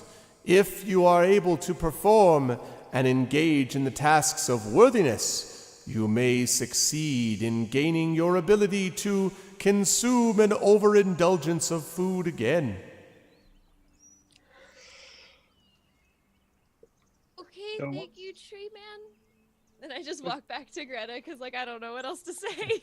I am sorry that this has troubled you in any way. I can only say that sacrifice does have its own reward, and the memory of it may give you wisdom, River. Perhaps that may not seem worth the loss of extra food, but in the end I have found that sacrifice is sometimes the surest path to reflection and wisdom. I just hold my hand up. I'll teach you how to face it with courage, River. Yes, I believe, Urash, you had something to say. So, if someone were to pass the test of sacrifice by giving up something that they truly love and is part of them, and then went away from this place and did that thing, take myself, for example, I love killing things with my axe, for example. But I am in a bit of a bind, so I would give up killing things with my axe and then go and defend myself against the bandit and kill him with my axe. What would happen? Is this like a magical binding? Is this like a blood oath? Or is this just a promise made between two creatures? And so Turlang lowers his great head until, like, you know, he's basically just looking right at you. So this massive face in front of yours, you know, and he looks at you. I lean back a bit. Yeah, I was gonna say it's pretty imposing. Like, he doesn't seem to be threatening. He just sort of seems to be kind of like, and he says, I wonder, Urash, if you are speaking of making an oath of convenience. You should be aware that the things of nature do not forget the promises made, and in the end, promises will be maintained one way or the other. To violate an oath made of one's own free will and from one's own conscience is a violation of civil and moral law, and whether I or something else would enforce that law is not yet known. I can say only that given time, all things will eventually be brought to account. This is the lesson even of certain creatures that live in hypothetical houses of white brick, who live somewhere in places hypothetically called the United States of America. Those presidents, too, will eventually be held to account. And I have read a book that speaks of a blue wave to indicate this. But never mind, anyway. Let us speak of other things. I bow slightly. I put my hand across my chest. I mean no disrespect to Lang. I have been befallen by a curse recently based on greed for an item that I probably shouldn't have sought. So I wanted to make sure that my colleagues and my comrades didn't fall on the same kind of broken promise like that. And he says, I am sorry to hear of your curse. I meant what I said to River. You see, I believe that River does not understand the latent power within her power not just of magic, but of what she would do for her friends when put to the test. If she can reflect on this test of sacrifice, though she is but a young dragonborn, she may draw from this wisdom and find that it gives her strength and purpose in the future. Therefore, I believe the wisdom of the ancients who first grew this grove and this place of knowledge has been proven right. For given time, all things must come to understand what must be let go. If River understands the nature of what she let go, then she too will gain power from that knowledge. And you, and he looks at you, Urash, you too will gain an understanding of yourself if you consider this curse under which you have been placed. Properly considered, it is not simply a limitation, but an opportunity. I bow and back away. Turlang says, he stands up and he says, "Now, you have done us a great service, my friends, and I am most grateful. You will always be welcome here. However, we have work to do to regrow the evil of the forest path here and what was done by the interlopers before you. Thus, I would ask that you perhaps be on your way to the edges of this land and perhaps the high forest, and on with the notions of your own individual paths and journeys." I think that's a wise thing for us to do. I think we did have a couple of questions before we left, like Certainly. the people who came before who placed this blight upon you. Do you know who they were? They may be important to our quest. Sadly, I do not. They took advantage of our trusting nature, for it had been centuries since we had seen any wishing to access our place of knowledge. They said that they sought out this knowledge for themselves and for another. They did not say who the other was, nor do I know what knowledge they may have taken.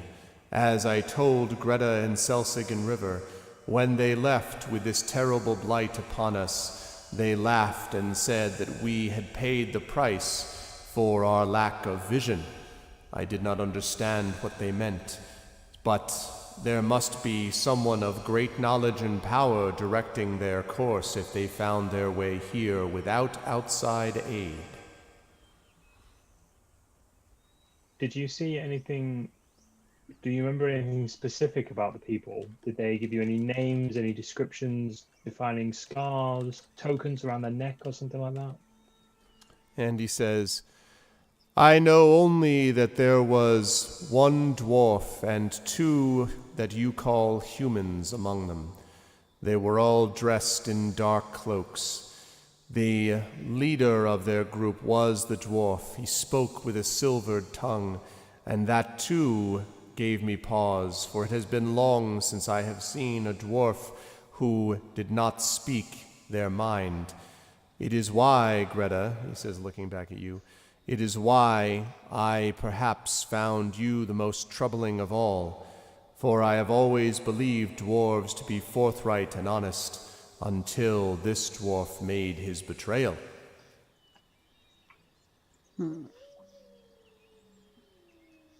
Okay. I don't know if anybody else wants to ask anything. No? No? No? Okay. Cool. I would personally like to return one day and commune with an agent of nature, a part of nature again, if I can have permission to do that, either during our quest if we find ourselves back here, or after such time, if you would feel that appropriate, Turlan. He says, You are an adult. You can commune as much as you want. I just look over at Greta. Giant tree. Giant tree. If he doesn't want me here, he will step on me. and he laughs and he says, "It is good indeed to see that some of the smaller races still have desires for our wisdom.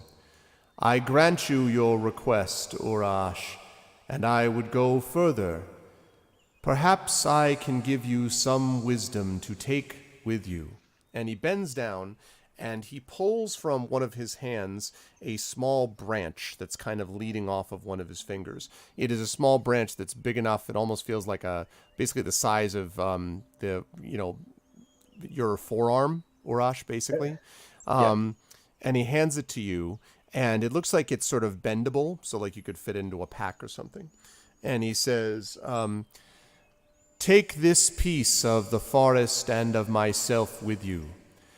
If in the future you have need of aid from the High Forest and Shadowtop Cathedral, If things seem at their darkest, plant this in the living ground. If you do, some aid I think may come to you. Its magic is limited only one time for use, but I think you will find it is of a magic and quality that reflects the sacrifice, the knowledge, the strength and courage your friends showed. Think of it as a memory of this place, and use it to guide your steps back here when you return. I thank you. I thank you very much. I bow again. I back away to my party, and I put it with my horn of wizard tower summoning. All right. As the battle, I was waiting to see whether we could get through the puns without like making reference to them, but no, not so much. Okay, so you turn, and now you have, as you go back up, basically, Kalismana has been waiting for you up at the sort of in the clearing some distance from here, and he, as you sort of arrive back there, he says, "Well, it's about time. Have you had enough spending time with books? The wind is thin up here. It is time for us to return to a place where we can breathe again. Where would you have me take you, friends? I cannot stay, by the way, for much longer than where I drop you, for I have urgent business elsewhere, but I can take you one further place." Okay. I think we need to travel east from Loudwater, if I got that correctly, to Orobor or that stone cleft. What was, could someone just remind me what was in, was it Orobor? It's called Oralbar, which is Orlbar, and I'll actually mark just sort of, well. And what was in There we go. Orobor? Orobor and What do we- that stone cleft were both hints of some places where Harshnag could be. Oh, okay. They sound like good places to go. Are they like close together? It's near Cloch, so I approve. Near Hoch. Why did we want to go to Loch? Right. What was in Hoch? Zentarim and Stone Giants. Right. Okay. Let me just make that note as well. It's probably not a reason to go. You can now see that I've placed on the map the approximate location where Oralbar is. Lork, you can Yeah. see, is to the southeast of there. Parnast, and then right in the middle of where the river branches there is, not this Okay. river, the actual river, is where you see Oralbar. And where's Deathstone Cleft? Are we aware where Deathstone Cleft is, or is that like we have to find out when we get You'd have to Orobor? find out where it is, presumably, yeah, because it's not clear to you. You believe that it probably, from the way it's described, it definitely would be somewhere in the Grey Peak Mountains, but the Grey Peak Mountains, as you can see, are a pretty good distance, so that you need to narrow it down a bit if you wanted to do that. Sorry, Celsig, what was in Loch again? It's got ties to the Zentarim, and we believe there's a tide of refugees heading into Loudwater because we saw them coming in from that direction, and we heard it was under attack by stone giants. So, Cool. if you want to go get your head stepped on a bit, that sounds like a good direction. Well, we're going in that direction. I'm just kind of hoping we don't go specifically to that place, but you never know. Who knows? I think Orobor sounds like a good shout. So we're like 1 week later, you just get 1 week later at Loch. Yeah. Later. Da-da-da-da-da-da. All right. In the interest of time. All right, so you're going to fly off to Oralbar. So what he now, as you're about to do this, Kalismana looks down at you, Greta, and says, I'm not flying. "Now, I was about to speak of this. The last time that we traveled together, it was nighttime. Now it is late afternoon, and perhaps during the day we will not be attacked by what it is that challenged us during the evening hours. However, I should say that it will be somewhat difficult for me to fly all of you, plus your pony. I have kept your, what have you called it? cinnamon bun, Sweet roll. sticky roll. Oh, sweet roll, yes. I have kept sweet rolls safe, and I hope you notice that there is nothing whatsoever to be concerned about with sweet roll. And as you're looking, you notice there's maybe just kind of a wisp of what looks like sheep's wool on Sweet Roll's saddle. But you don't really know why that is. You just sort of notice that. Pretty sure it's because of the lanolin in sheep's wool. Sure, I'm sure that's exactly what it is. And so he says, but you should be aware that there is always the danger of something happening to either you or your beloved Sweet Roll. If you, however, try to travel by land 200 miles or more through the forest, you may indeed find the giants have razed the Sword Coast to the ground by the time you exit. So, if I were you, I would take this chance to have a flight. The problem is, you will be taking a slight risk in doing so. I simply want you all to know what awaits you. I look at my party. Can I go to Yatar and maybe teleport to Loudwater or something? Or Loch? We could tie you to the leg. If we're flying through the day, so the only advantage I see is that now I can see how deep I will fall. Yeah, but if you're tied to the leg, you only fall if our friend falls. So he can't drop you, which I think was the big problem last time. I don't want to fly. Also, we have no way to teleport you to Loudwater. You'd be relying on us finding an exit. Kalismana says, statistically, flying remains one of the safest methods of travel. Far safer than if you were to travel over land. You may not realize that, but the safety records of dragons is extraordinarily good. I would say you're probably more likely to get struck by lightning, but you have fallen out of the sky twice at this point. Quick Bark, could you maybe carry me to Loudwater? So Quick Bark is not there at the moment. You could try to I'll go looking find for him. Quick Bark. Okay. I go looking for Quick Bark. This discussion is over. Okay. The rest of you are taking, are you meeting in Oralbar? Is that the idea? I don't know what Greta's got in mind at this point, but I'm taking the dragon. Okay. The pony is fine with flying, so the pony can go with the dragon. Okay. Also, we have what I think is, are you still with us, Mike? I think he's asleep. No, Mike froze. I thought this was happening. Yeah. Mike froze. Hopefully he'll join back up with us in just a second. I know the windows are off, chat. Hang in there. I know that you're seeing half windows. So give us a second. I have invaded Greta. It's like Stellaris. But only half of you. I have a brain slack and I'm willing to share. Being struck by lightning twice is quite possible in this setting. That's very true. Well, by the way, while we're on the subject of, we have a quick pause here. You are watching the really wonderful D&D with GOG stream team D&D crew, which is represented by Pyron Jade, by Screaming Joypad Mike whenever he gets back on, by Darksaber2K, and by Tasty Chai. They're doing a wonderful job, and you should check them out on their individual channels and when they stream over here on GOG. And thank you all for being here. As the river has been temporarily promoted to Urash's spot. Is that as a promotion? I was going to say. Is that a promotion? Let's see. Hey, look, that was courageous. There we go. Promoting can also just mean literal hierarchy in the column, not anything else. Okay. Wait, what did I just do? I think I just actually went the other way. I think I literally put you in the wrong place. What am I? Okay. Go out of the way. There we go. Oh, now what are you doing? You're making it worse. There we go. Now it's better. Now it's better. Now we're all good. Lovely. Yeah, he's a witch.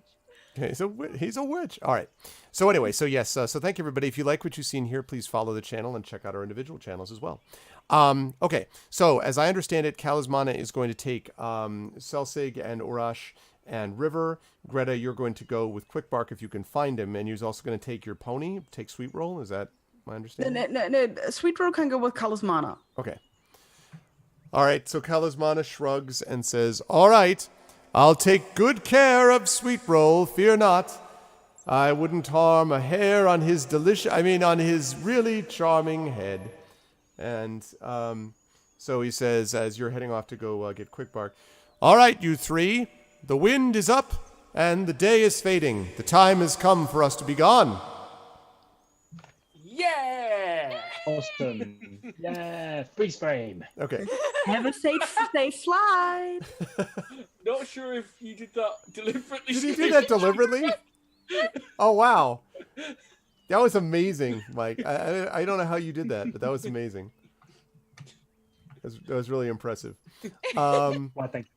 So, okay, you folks take off with Kalismana. In the meantime, Greta, fortunately for you, Quick Bark is not too far.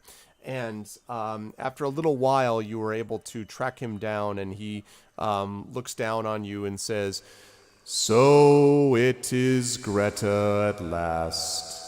I see that you have made a successful journey to Shadowtop Cathedral, for otherwise you would now be dead. However, none of your friends seem to be here. Have you chosen to remain inside the High Forest?" I'm asking you for help. Can you take me to Loudwater because I did not want to fly? Oh, sorry, did you say you were going to Loudwater or Orlbar? Orbal. Okay. Orbal. Sorry, I thought everybody is going to Loudwater because the horses are still there. Oh, I don't know. Well, let's confirm that. Are you guys going to Orlbar or are you going to Loudwater? I thought we were going to Orbar. Well, we're going to Orobal. Okay, then I'm going to Orbal. Okay. I've long since got tired of running backwards and forwards over bloody horses. Okay. So he says, well, I can take you at least to the road and perhaps a bit farther. Orlbar is against the mountains, you know, and some distance from the forest. And I do not like being far from the forest. Makes me feel shaky. But I will be happy to bring you as far and as fast as I can. Thank you very, very much. He says, "You did not have a dragon to fly with." I don't want to fly. I understand. Better to be safe and grounded. Yes. And he so he sets off with you at a great pace back down through the high forest. Now, we're going to jump forward here a little bit to the arrival right outside as you were heading out of the high forest over the Grey Peak Mountains. Greta, you are not going to get there quite as fast as the rest of them are, because as fast as Quickbark goes through the land is not as fast as, over the forest on the back of a dragon. But as the three of the rest of you are traveling along out of the high forest, Kalismana sort of yells over his shoulder to you with sort of wind blowing in the background as he goes. "Do you know anything of the old village of Orlbar?" Sorry? "Not you. You are not with me. This is Kalismana speaking." Very, very little. Sorry, the voice is a little bit confusing. Very little, he says, "The old village of Orlbar overlooks the confluence of the Logren and Greyflow rivers. The place is all but abandoned now. There are only a few lonely shepherds who tend their flocks nearby. Those flocks of sheep." And you can sort of see him kind of happily kind of like smacking his lips a couple of moments and then kind of realizes like, nonetheless, I'm not sure what you expect to find there. I don't know. I think I just heard the name once. I'm kind of taking a lot of faith. Sorry, try River. I'm just going because my friends told me to. We have no sense of direction, do we? No. It's just like, hear name, pursue name. Harsh neck. Okay. So, he says, well, it is, of course, possible that things have changed. It has been some time since I have been there. There are some houses which remain, and if you were to look inside them, some view of the last residence would be there. I imagine that... And then he stops, because now you're actually able to look down. You can see the river far below you, and he looks down at this sort of confluence, and he says, look there!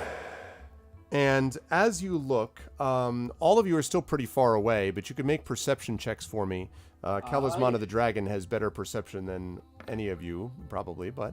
I was going to say challenge accepted, but then I rolled that. Yes. Whoa! Wow. Ow! Must be that Dragonborn. I guess. Yep. And we'll just wait for... Oh, that's right. He's currently AFK. So, all right.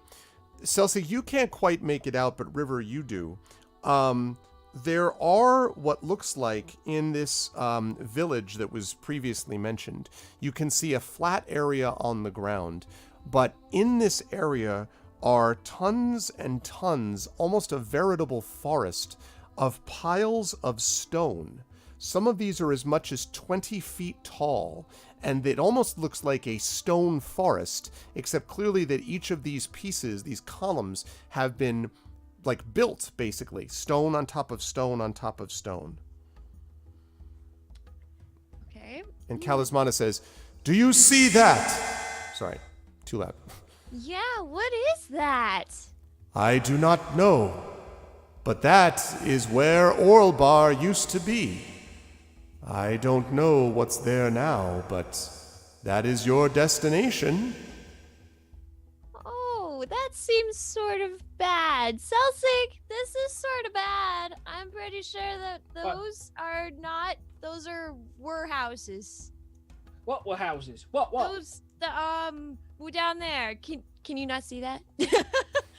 I see a grayish blob. Yep. Okay, well those grayish blobs used to be houses. And also, Mike, What, now those that you're houses, back, grayish blobs? yeah, Urash, you can actually make a perception check too. This is something that you just said to me right now. Seconds. Sure. Character sheet. Perception. Yeah, you're able to see the same thing that River saw. These columns of Big stones in the same way. columns. Yep. There's just like giant stone columns. I don't know what to tell you. Look, they're there, Celsic. Giant stone columns. And by the way, there's probably a good half a mile's worth in diameter of these. Like it literally is like a forest of these stones. Do they look like like to go out of character for a second, like the Roman columns? Are they just rough, or are they smooth, or? You're probably too far away to be able to tell that yet. They do look to be a series of stones, though, piled on top of each other, not just giant, like one single stone. Okay. I was thinking like rubble. Does it look kind of like that? Yes, but in single columns, though, like Okay. boulders on top of boulders. But yes. And a high stakes game of Jenga, basically. We're talking. Yeah. Best Jenga. Yes. Or a high stones game, if you will. Sorry. I'll be here all the week. Try the veal. Okay, so Kalismana, as he swoops closer, says, are you certain you wish to be put down near here? I don't see anything yet, but this is odd, to say the least. It has been some time since I've been here, as I said. Scan the horizon for hiding giants. Yeah, you don't see anything yet. Is there nothing else we can see? Nothing, no movement, no anything? No, although as you get closer and closer, it might be more possible, maybe. Okay, well, I'll keep an eye out. Okay. So Kalisman eventually drops you at what you all hope to be a relatively safe distance on the slope, not far from where Oralbar apparently used to be, looking down at these forest of stones. And now that you are close by, you can see that these stone towers, at least the ones that are closer to you, are of different heights. As I said, some of them are 20 feet tall, some of them are much smaller, but some of them look to be like, how do I put this? Sequential. Like some of them look like there's one, and then there's one that has two next to it, and then three, and then four, and then kind of gradually stacked higher next to each other. Like stairs. Yeah, although they're certainly not usable as stairs, though. Like they would be, because some of them have very small stones on them. And then there's other places where it looks like there's 4 tall towers of stones around a smaller center tower of stones and stuff like that. There's like different, almost looks like designs, might be the way to put it. And Kalismana kind of grumbles and he says, I don't understand why the races of, well, mortal races decide that these are things to waste time upon, but that is no natural rock formation. Maybe it's art. I was going to say maybe, do I recognize any of the patterns or any of the symbols or anything like that? Or have I seen anything like it before? Not so much. Thematically, I definitely wouldn't have. No, he swivels his great head to look at you, though, Selsig, and he says, "Art? What sort of art exactly?" Modern? He says, "I never understand that art anyway." And he kind of turns back, and then he says, "But that said, it's possible. I don't really, well." And then he sort of cranes his head and he says, "Listen, do you hear that?" And if you want, you can all make perception checks to see if you hear that, all except for Greta, Do of we course. hear that? Yeah. Yeah, exactly. Apparently I do. Wow, River is just like all about the perception. Oh man, so is Selsig.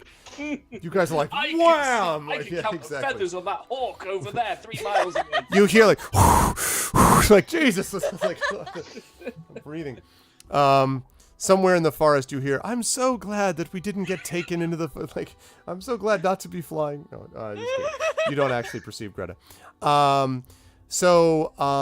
Urash, you might hear what sounds like a rumbling, but River and Selsig, you absolutely hear what sounds like. It sounds essentially like steps, like doosh, doosh, doosh, and then you hear what sounds like a almost as if something's being pulled from the ground, like, and then you hear a clock, like a echoing thunk, and then, weirdest of all, you hear meh. So you literally hear step, step, thunk, and then meh. And Kalismana stares back at all of you and says, "I think whatever you have is catching to dragons, apparently." Orange? I just like a Selsig and Urash with this horrified expression, like, I don't think this is good. I look at River and Celsius and it's like this does, none of this feels good. None of this feels like it's a normal town. None of this is gonna end in a fight. Can we make out anything that looks like houses flattened under stones that we're seeing? It's possible that some of the things you're looking at, and thank you so much for the follow, Anti-Flame, although Greta wouldn't be a fan of yours, but thank you. Yeah, as you're looking at this place, I wouldn't say that it looks like there's stuff that's flattened, but there definitely appears to have been area cleared. Remember, this town has been through several, in quotes, masters over its time, and there have been several that apparently used it and then apparently have now flattened it. It was pretty much abandoned anyway, but there's definitely no standing structures now except for the towers. That's for sure.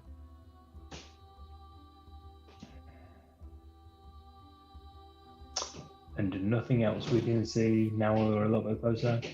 No giant, perhaps. Not as of yet. Although you do hear that boom boom, rip thunk bah. That is coming closer. Not closer like it's charging at you or anything, but like just heading in this direction. It's a sheep catapult. I'm telling you. Do we need to do a perception check to see like airborne sheep? It's an actual sheep. I'm going on the lamb. No, it's all right. Oh. Got him. All right. Good times. Yes, you could certainly try to make perception checks, although I don't know about a specific straining to hear a lamb catapult. You think you might have seen something like that as well, but the steps are continuing to come closer, where they seem fairly close by. And Kalismana says, I suppose I could try to get a better vantage point if you wish. Do I see anything with a 23? You definitely notice that the ground seems to be rumbling near a few of these stone towers. But I don't see anything moving. Not yet, but the steps are coming closer. Wow. Okay. I'm just wondering where the refugees we saw coming into Loudwater would have come from, because this doesn't look like it happened that recently. Right, and remember, some of those refugees they told you were coming from Lork, by the way, not necessarily from Orlebar. Yeah, I'm just looking at if they followed the river, they probably would have hit Orlebar. True. Then that very, very quickly That's moved correct. on from Orlebar. That's correct, yeah. Okay. Well, we can see if we can get closer or land. Okay, so here you are landed right now, so you're on the slopes looking down. Okay. Can I try and find some? Are we on the slopes looking down? So we're on a hill. Yeah, basically the foothills to the Grey Peak Mountains. So you're What sort of cover is there? Not a lot of cover around here. In fact, this is actually pretty exposed, if you had to guess, up in this area. Okay. I will see if I can get some vantage points. We'll see. Do you want a specific role? Not necessarily. Tell me what you're trying to do. You said specific vantage point, so like for what, what purpose? If we're on a slope looking down and Orlebar is lower on the slope, I'd like to see if there's a clearing where there's no kind of like massive trees or rock faces in the way or anything like that, where I can see down to these stone structures to see if I can get a better line of sight on what may be causing these this vibration. Okay. If there is a large tree, I'd like to climb it. There's not really a large tree. There's scrub brush up here, but not very high. So the advantage is that you have very good views of the surrounding landscape. The bad news is that there's very good view of you from the surrounding landscape. So yeah, that's what I'm trying to do. I'm trying to kind of not blend in as much as possible, but like use some of my wilderness kind of acumen to kind of poke my head out of a bush rather than hack the bush down and then go, oh, what's over there? Got it.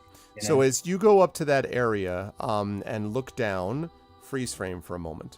Greta, you have exited the forest with Quickbark, who's been taking you overland, and somehow Quickbark goes even faster when he's out of the forest than when he's in it, just with great strides. You can see sort of the roots of his feet kind of twirling and twisting through the dirt and stone as he goes in these great strides across the landscape. And in very short order, he has crossed over with just several large steps.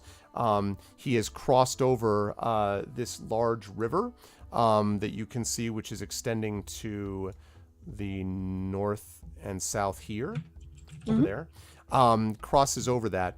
And then Quickbark slows down as you see yourself looking at what looks like this veritable forest of stone towers, these stacked stones on top of each other as you're getting close. And Quickbark, of course, who has not been to Orlbar before, says, "This is where the ancient tales say that this village was found. But I know of no lessons that speak of these stone towers. Perhaps your hasty people have chosen a new method of housing for themselves." You think this unlikely, Greta? I've never seen something like this before, but if this is the place, I will just have to find the others. And then we will find out what this is. It looks mightily strange. Do they look like they will fall down, these towers, or are they rather sturdy? They look, they're kind of sturdy from this distance, but you get the impression, like if, for example, Quickbark banged into one, you think it's pretty likely it would topple over. But these are, that's not good. but these are big stones, though. I mean, like large, huge stones. So just a normal, like you pushing it or some normal person pushing it would not likely push it over, if you had to guess. Okay. Well, thank you, Quickbark. If this is the place, the others will be here, and I will try to find them. I look upwards, maybe I see Kalismana circling or something. You do not see Kalismana, but as Quickbark places you down, he says, "Very well. Then if you will excuse me, I must make my way back now. Open air is somewhat uncomfortable for me." Thank you so much again for your help, and I hope you have a pleasant travel back. He says, "I will do so. I enjoyed our time together. If at some point you wish to return, seek me out within the high forest, and we will speak stories of trees and leaves and good soil." That we will. And he nods and then waves and turns, and within, it feels like 30 seconds, he's already almost out of sight as he just like strides across the landscape back towards the very distant path of the high forest. As you turn around, Greta, I need you to make a perception check for me, please. Okay. Hey, Leargeister. Yeah, make like a tree and get out of here. Yeah. So you and Urash see at the same time, but from different angles, the image of this large, by image I mean actually, this large gray-skinned giant comes out of between basically two of these columns.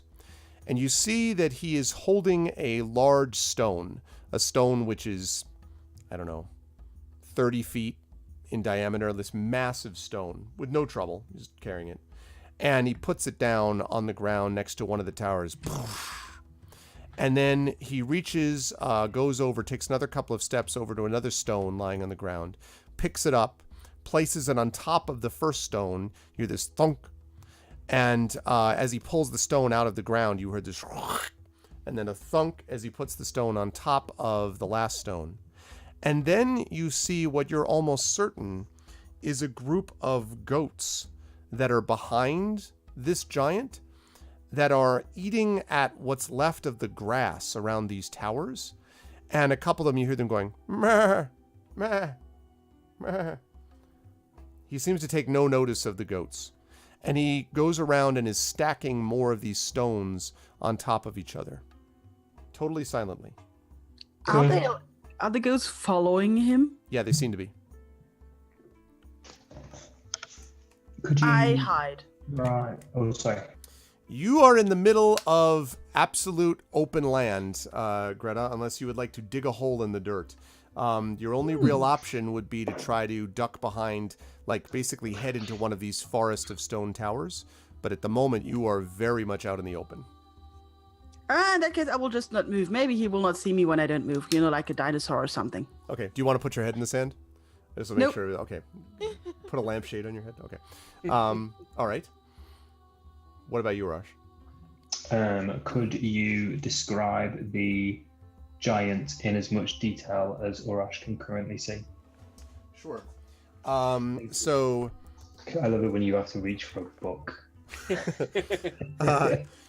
it's well, I want to make sure that I'm being as thorough as possible. Yeah, So- maybe he's got like his name tattooed on him somewhere. Exactly. Like he has 800 spiked clubs in his hair. No, I'm just kidding. Yeah. No, Does he have a massive glowing red weak point? Does he, yeah, massive memory point, preferably like the number of hit points. Like, right. In a little health bar that bobs up and down on top of his head. that- He that cons was- green to you. You'll be good to know. So happy to know. So Yeah. Does he have a vision cone? We have so many towers here that we can topple on him. yeah, that's true. So he does not have with him a club at the moment. He has got this, as I mentioned, gray skin. He has what looks like a shock of gray-white hair. He has this huge fur pelt around his body, which seems to serve as both like loincloth, and then also he has another one which looks like a coat of some kind. This thing is either like, maybe it's like woolly mammoth skins. Like you have no idea what animal is so large that it could actually make these things, or it's like 1,000 yaks sewed together. Like you don't know, but like it's 100 yaks. But it's made. There's some fur that's sort of around it. But he is with a very sort of serious, calm expression, repeatedly picking up these stones and stacking them on top of each other. Okay, strange question. Does he remind me of anybody? Have I seen this type of giant before?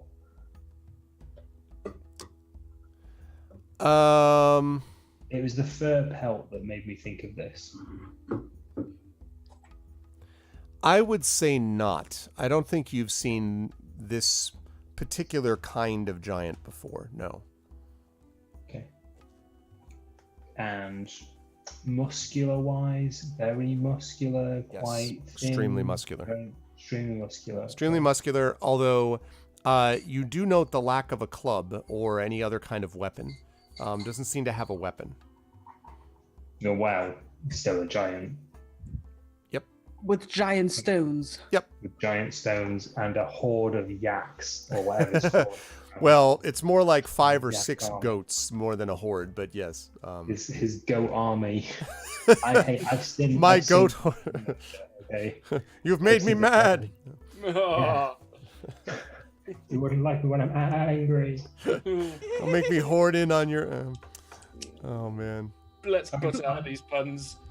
Do I see Urash on the other side of the giant? No, because Urash is currently up on the mountain or the hills, looking down on him. So you just see this Okay. giant. Okay. I'll But you just- can see what I described, though. You can see what I described to them. Do Okay, I'll I see just keep quiet.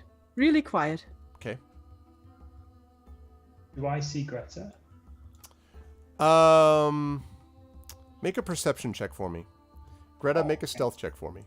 I'm not hiding. I'm just You're- standing there. You're gonna make it at a -4.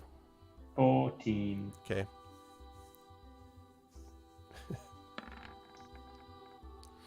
Yeah, you see what looks like a very small figure standing stock still, not moving at all. A small, well-colored in statue. Yes.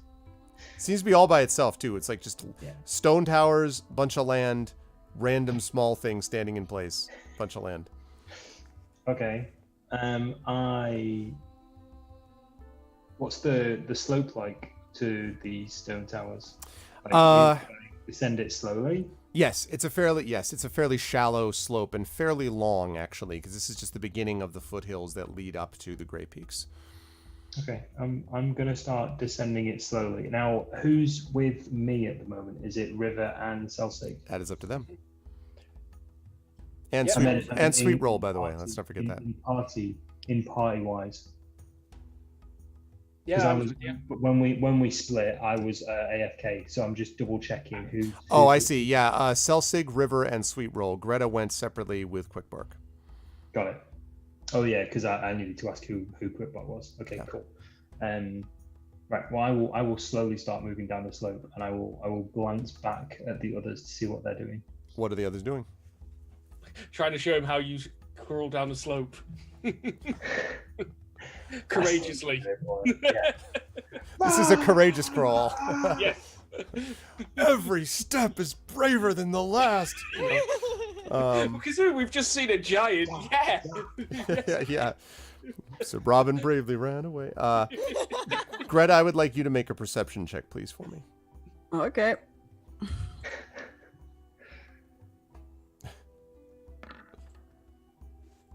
Okay, so you see your eye catches sight of up on the slopes some distance from you. Something is striding down the slopes. Not like running down, but, moving down it. Behind you just catch a flash of white, something in white. And then, although it's very hard to see this, you see some dark shape that seems to be scuttling along behind them, although you don't really understand why this is the case. But yeah. Okay. I still hey, if I didn't move, that giant thing might not see me and not throw a stone at me. Gotcha. Yeah, you're like, he's not seen me yet. If I see that giant thing doing anything that looks like attacking me, I will run like hell. Gotcha. Okay. So I will continue to move down the hill and keeping my eye on the giant. Okay. So the giant seems to be paying no attention to you. It is just picking up, rocks, dropping rocks, picking it up, dropping it. The goats continue to sort of, baa and, and bleat and eat grass and so forth as it follows it around. But you notice... Sorry? Sorry to interrupt. Do I get the impression that it's already seen me? No. No? Okay. But you don't know for sure. But no. It seems to be very focused on what it's doing. And in fact, as you go down, both you and Greta can see that there's a moment where it stops and it takes a step back and it seems to be looking at the tower that it built. Sort of looking it up and down. And then it goes and gets a couple more stones and stacks them on top. And Urash, it seems to you that if you continue in this direction, you are now fairly close to it. It still doesn't seem to have noticed you. Okay, I'm gonna stop and I'm gonna see if Selsig kind of stops near me. And I don't know what River's doing at the moment. I courageously stopped 3 paces ahead of him. You when you say step, you scuttle, right? Is what you mean? Yeah. Like you scuttle through. Yeah. Okay. Courageously scuttle. And what about River? I'm following Urash. Okay. So you sort of scuttle ahead. Okay. And then do you stop, Selsig? Yes. Okay. I'm sorry. You said 3 steps ahead and stop. Right. Okay. So I'm gonna go over to Selsig and I'm gonna tap him on the shoulder. Not like tap him on the shoulder. I courageously jump out of my skin. Just very calmly put my hand on his shoulder in a practiced manner and whisper, "Okay, this is your moment, Captain Courage." And I stand up and I stand him up and I walk us towards the giant without trying to hide or be stealthy. Were you frozen? I'm being scruff of the neck to you. Okay. Sort of, not in like a threatening manner, but I'm just, it's just a halfling and his pet orc just out for a walk one day, Where insofar as where the orc is walking the halfling, is that yeah, we've all owned big dogs, it's one of those moments where right. the dog takes you for a walk. So we are walking now. River can stay where she is if she wants. That's absolutely fine. But we are definitely River's like, yes, exactly where I am. Outstanding. I'm not good in this situation. We are walking towards the giant. If the giant turns its back to me, I will shuffle sidewards towards the nearest stone tower. So it does, because it actually turns and sees Urash and Selsig. and it has a stone in its hands, Uh-oh. and you see it start to lift it like this, Nope. and No, then no, it's okay. and then it turns and it puts the stone on the tower, and it turns back to you. And now, so it's turned away from you, Greta, for a moment. So you're gonna try to scuttle sideways. You said towards. Yes. Okay. Yes. I will just wave. I'll go, hello, good afternoon. And it looks down on you with its arms folded, and it doesn't say anything. Wonderful towers. It must have taken you a very long time to build them.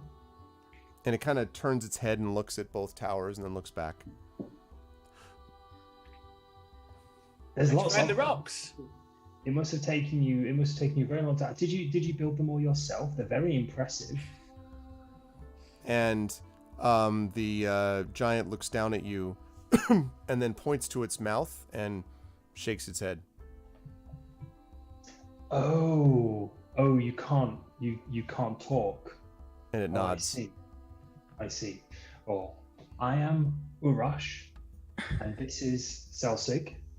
Do you have a name that you could show us? Maybe write it or mime it or something like that. Are you called anything?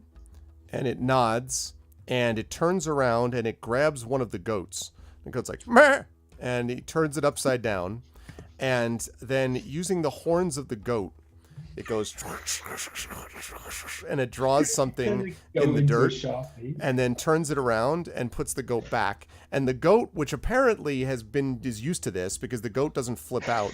Well, it did flip out literally, but it doesn't actually lose its mind. The goat just goes back to meh, meh, like eating the grass. And you see that on the ground, where it was marking things with the goat's head, is the name of Zork, Zorkh.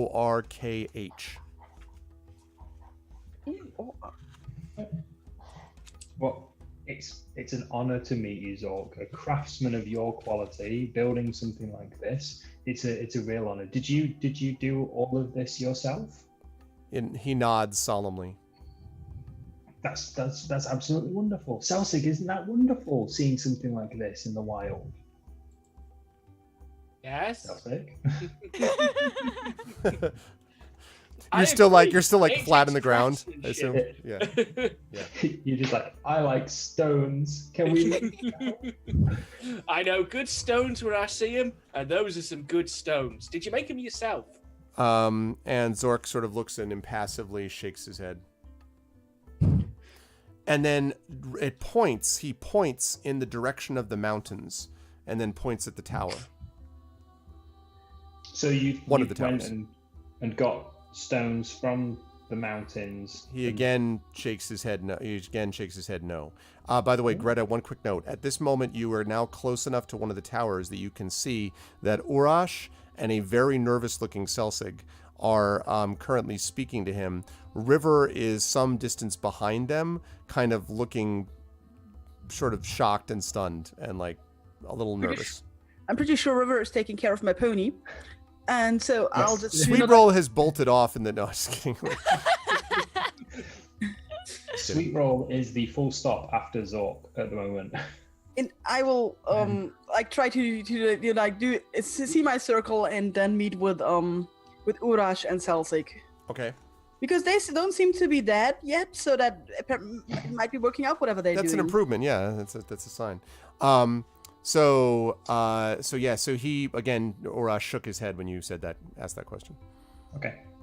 Is Greta moving towards us at the moment? Not that you can see, because at the moment your backs are to her. You're kind of looking Okay. up at the giant. Okay, cool. Do I see anything? Do I see any other giants? Basically, No. anything around us moving, or do I feel any other vibrations? Or Nope. Him and the goats. And by the way, there's no more sound since he's talking to you. You have not heard any more of the thump, thump, rip, thunk, and then So- meh. Well, you do hear Even some meh. without- That's not true. You do hear some goats, but yeah. Even without a perception check, I'm reasonably certain there's no other giants at the moment. You can certainly make a perception check, but from what you can tell, it doesn't seem likely. Okay, I will just in case, because it's not that I don't trust you. 7. Why I wouldn't know if I Absolutely, you should trust me. I mean, that's Yeah, absolutely. So Zork sort of holds up a hand, And then he reaches over, and Greta, you have this one horrific moment as you are coming close where his eyes sweep past you, and he sort of pauses and looks at you, and then kind of shrugs and keeps going and grabs this set of small little stones. Well, small for him. They're still boulders for you. And he kind of puts them up he piles them up in what looks sort of like a little triangle almost. And this triangle of, quote, small stones is still as big as Urash, basically. And then he waves at all of you and kind of waves a hand, like as if the get away from here for a minute. Like Okay, yeah, get out of the area. I'll move Celsig with me. And you're now with them, Greta. Yeah, I'm moving away. I'm really like, it's fine. Yeah, if he needs a space, I'm all for that. Now he takes one of the big stones and he points to the mountains, and then he points to the stone, and then he throws the stone at the small triangle of small rocks, and the rocks, like shatter and go everywhere. And then he points at the forest of, not any specific tower, but the forest in general of stones. And then he points to himself, and he reaches for the stone, that one of the stones on the ground, picks it up, and then puts it over on top of one of the towers and looks back at you. So these came off of the mountain. You didn't go and get them. They came off of the mountain. And he hit the mountain? He shakes his head. Well, he was nodding until you said, did something hit the mountain? And then he shook his head. Oh, right, okay. But these came from the mountain, so you're stacking the mountain stones. I'll lean over to Greta, and as quietly as I can say, I don't think this guy's hostile. I don't know. Like, he's not. Just took a chance. I'll be honest. That one's on me. But I don't think he's a threat. You think so? I mean, he has not smashed us dead yet, so that might be an indication. Better than our previous track record. Yeah, whether or not he feels he has to do this or he's been told to do this. I mean, he can't talk, so I don't know if he's got no tongue or anything like that. But it looks pretty. I like it, what he's doing. Yeah, I think maybe he's got this either order or compulsion to do this, but I don't think this guy's going to be too much of a problem. I lean over to Greta. Is there anything special about these stones? I mean, you can tell, right? I'm staring at the stones. I know, like, I have this stone crafting knowledge history stuff stones that I cannot find right now, but I do have it. Yeah, you're pretty sure, Greta, that this doesn't have any like specific stone crafting significance, but it's definitely organized in some way. Whatever it is that he's doing has got some ritual or artistic value to him, but there's nothing here that you're like, oh yeah, he's making the universal sign for blah blah blah. Like you don't. There's nothing like that this indicates to you. Okay, I'll ask Zork, why are you doing this? Have you been told to do this? And he again shakes his head. No, you've been doing all this. I should have asked you in common, right? Yes. Or something. Okay, I was because if you've been speaking in Orcish, we need to go back and be like, he doesn't understand anything you said. Yeah, sorry. Neither does Celsig, Okay. and neither does Greta. Right. So no, he kind of not shakes his head, solemnly. Have you met Harshnag? And he looks down at you and blinks, and then he takes a stone from the ground. And he places it on the ground again, and then he places another set of stones on top, and he places those stones, and then he puts one stone only down on it, so that basically there's like one stone and then there's like 4 stones above it, and he points at the one stone, and then he points to himself, and then he points to the 4 stones and sort of lifts his arm really high above his head, and then he looks at you and kind of shrugs. Were you part of a team? He shakes his head no. Did they go to heaven? He shakes his head no. Did you see any refugees pass through here? He kind of tilts his head and he's like, he shrugs. You're not sure if he knows what refugee means. He's kind of like Huh? Mm. The So he people is from one this- stone. There are 4 stones atop of him. Next to him. There's one stone, and then there's other stones. Yeah, just want to make sure we're clear. So sorry, just go through that again for me. 1 big stone and Yep. 3 smaller stones. Correct. And the 3 or the 4, I forget what I said, but 3 or 4 stones are. There's more of the. They're higher on the ground than the one stone, and he points to the one stone, points to himself, and then he points to the tower, and then looks at you, Greta, after you ask the question, and kind of like just waits, and then again holds his hand above his head as well. 4 bigger than a single. How does he hold his hand above his head? Sorry. Like, I don't know if you can see it in the video, but like, No. Like Zoom, we should taller go than see. him. yeah, that's certainly what it seems like. So There were bigger, 4 big- here bigger that are giant. bigger than you. He shakes his head. No. So you're on your own. He nods. Where did you come from? And he turns and he points to the Grey Peak Mountains. This is a Okay. really nice guy. You know, like he's doing his stuff here. We come around and like question him about everything. Listen, He's every also artist is forced to ranting deal and with the public, all right? complicated Yeah. Interesting little people. Let's see what they are up to. Yeah.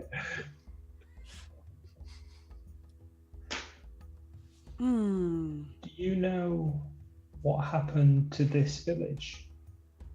And he nods solemnly. I'll motion to the kind of the clear spaces where the houses should be. I'm assuming now that we're like super close, what's the actual state of the place? Yeah, you can see that there's lots and lots of smashed, like, wood, stone, and all that. Like, this place has been totally flattened. And he points at the Grey Peak Mountains, and then he points at the village. And he takes the 4 stone. He takes the triangle. Remember the triangle of stones, the littler stones? Yeah. And he Yeah. kind of like, basically pushes them around so that they were already pretty much gone, but just so that there's like nothing left. And he points at the empty space that's there, and then he takes a couple of stones and puts them in the spot and points to himself. So he pointed to the Grey Peak Mountains and then to the triangle of stones and brushed them away, and then pointed to himself as he put stones there. Were you driven away from the mountains? He shakes his head no. So something came from the mountain and destroyed the village, and then you came and stacked stones. He nods solemnly. So this is a memorial. He shrugs and sort of turns around and kind of holds his arms wide, almost like embracing the place, also embracing Blackheart's subscription, because Blackheart is following up in just a minute. Thank you. Oh, that's because Echo Alpha just gave a tier 1 sub to Blackheart. Thank you, Echo. That was very nice of you. Thank you for the sub. Nice.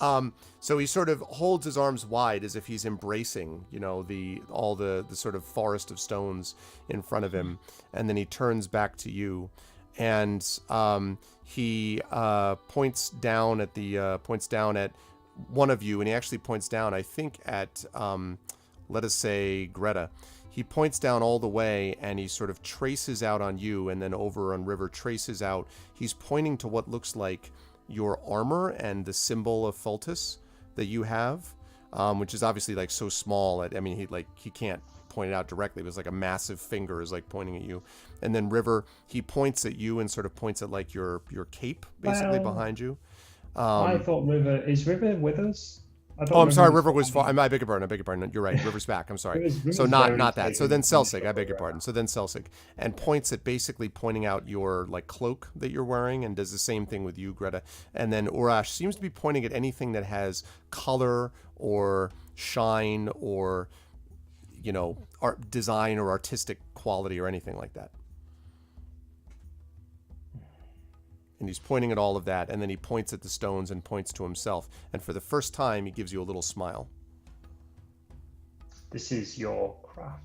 This is your art. This is your open space gallery. part of you. He nods and looks very pleased with himself. This is wonderful. It's beautiful work.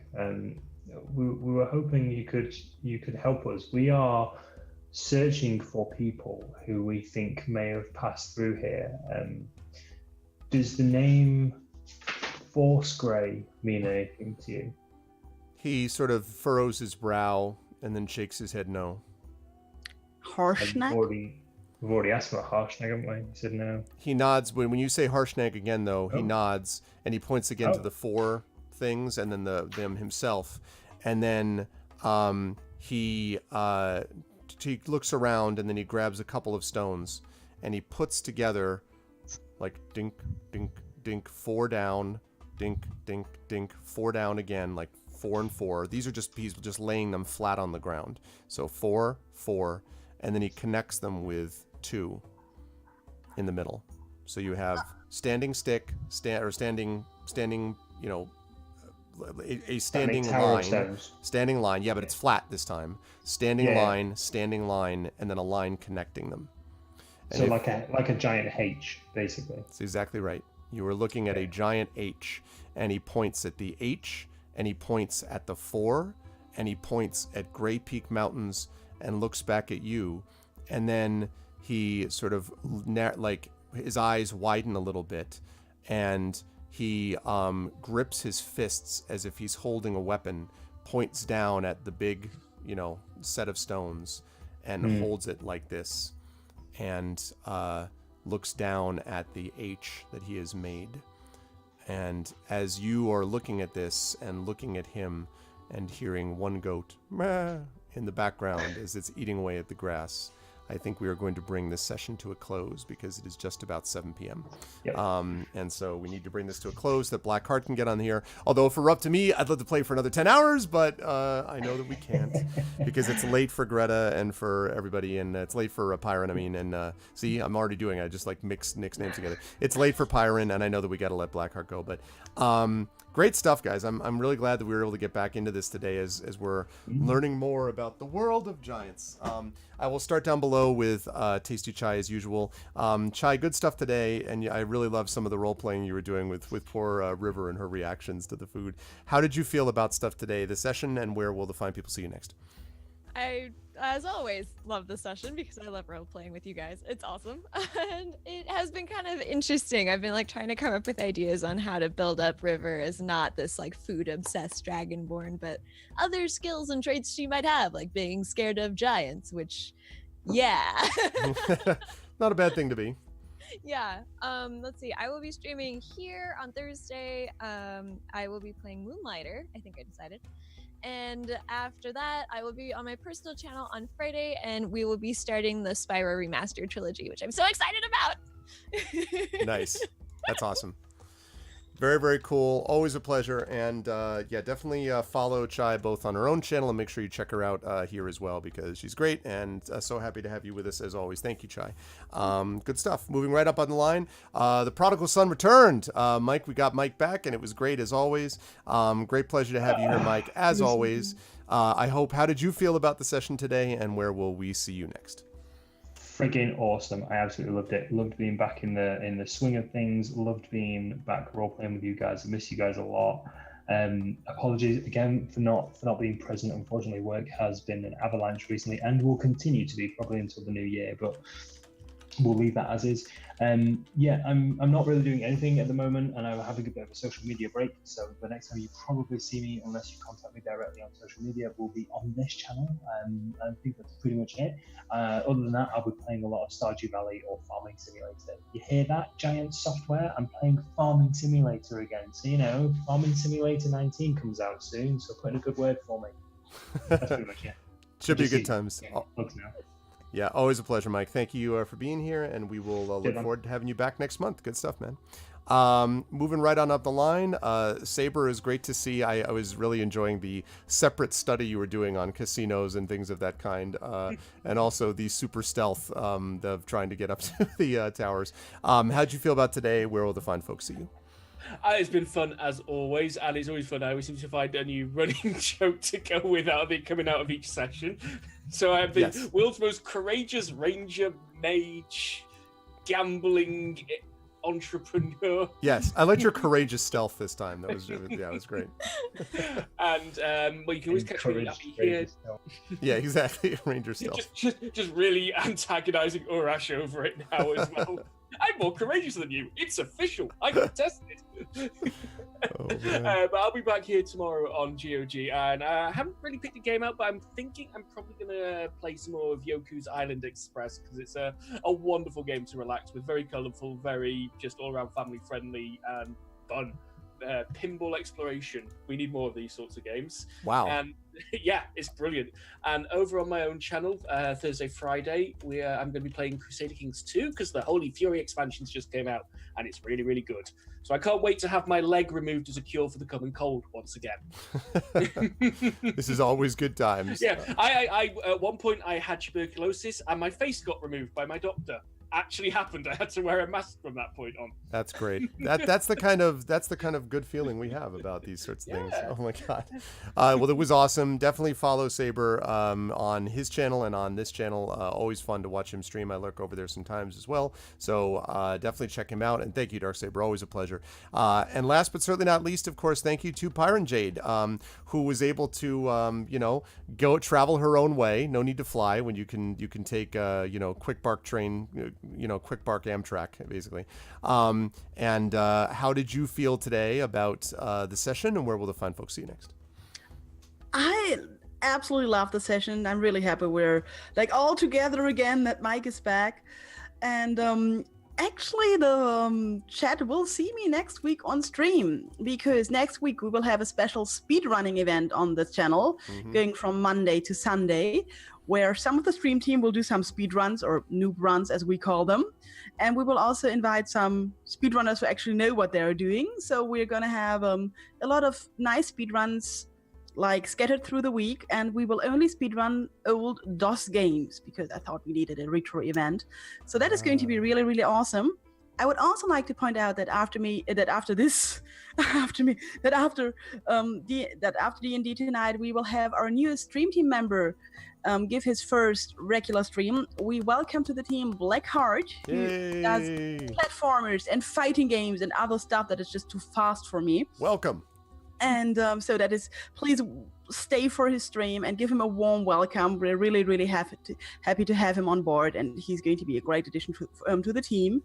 And and maybe he would also like to do a new run next week for our speedrunning event. I know that Tik and Gia will join us. Flayos is considering it. I'll do Jill of the Jungle. So keep an eye on the schedule. We're adding streams for next week's event all the time, and I hope to see you there. That's awesome. Thank you, Pyron, as always. Great pleasure. Good stuff, as always, with Greta. And yeah, sorry, Blackheart, that we're getting off a little bit late today, but because, D&D, sometimes you have to be a little bit, I can't just be like, nope, shut up, we gotta go. So I wanted to make sure we stopped at a reasonable point. So thank you for being understanding. Welcome to the team. And thank you as well to my wonderful crew here. As I've said many times, I'm lucky to have a bunch of campaigns on my channel and on here with a bunch of wonderful players. And I always enjoy the fun that we have in this campaign. It's always a great time. And it's kicking up a notch, because we got some giant mysteries to deal with. So I will see these people back here with me on this channel next month. And I'll see you all back here as well, but I'm going to let them go. So thank you one more time to Pyron, to Dark Saber, to Screaming Joypad, and to Tasty Chai. Wonderful stuff from all of you. I will see you all later. Chat, can we get some love for our players? Thank you, everybody. Bye. And that is going to do it for that. And that's going to do it for that. Really good time today. I really enjoyed it, as always, and I hope you folks did as well. There's really some cool stuff coming as well. I really like Storm King's Thunder in a lot of ways. The way that it sort of handles things is very open world, so it kind of allows you to go a lot of different directions with it, which is kind of neat. So but you will see more of that as well as time goes on. But that's going to do it for tonight. I will be back with all of you on this channel next Tuesday, when it will be episode 152 of Pen and Pixels, and we will be going back to Thronebreaker and continuing that for a few weeks, and then again we'll have D&D with GOG the following month. Also, I will be back on my channel on Friday, when Espergenesis, which is my sponsored stream by Alligator Alley Entertainment, the makers of Espergenesis. This is my space opera type of game that is like a tabletop game based on sort of like Phantasy Star and Mass Effect and some Star Wars thrown in there. So if that sounds cool to you, and it should because it's really awesome, you should definitely stop by and check that out. That'll be on Friday night. And then Saturday, I have the release party for this, my band's third album, The Road, 5 years later, that just officially released last week. So now it is available everywhere, and I'm going to be doing a release stream for it on Saturday, followed by Legend of Zelda Wind Waker that I'll be doing a little bit of. So you'll definitely want to check that out. So thank you so much for being here. Stick around now for Blackheart, who's going to be doing some awesome, I don't actually remember what game specifically, but it's going to be doing something awesome, and I'm going to try to stay around and watch a little bit as well. And I will see all of you wonderful people in just a little bit.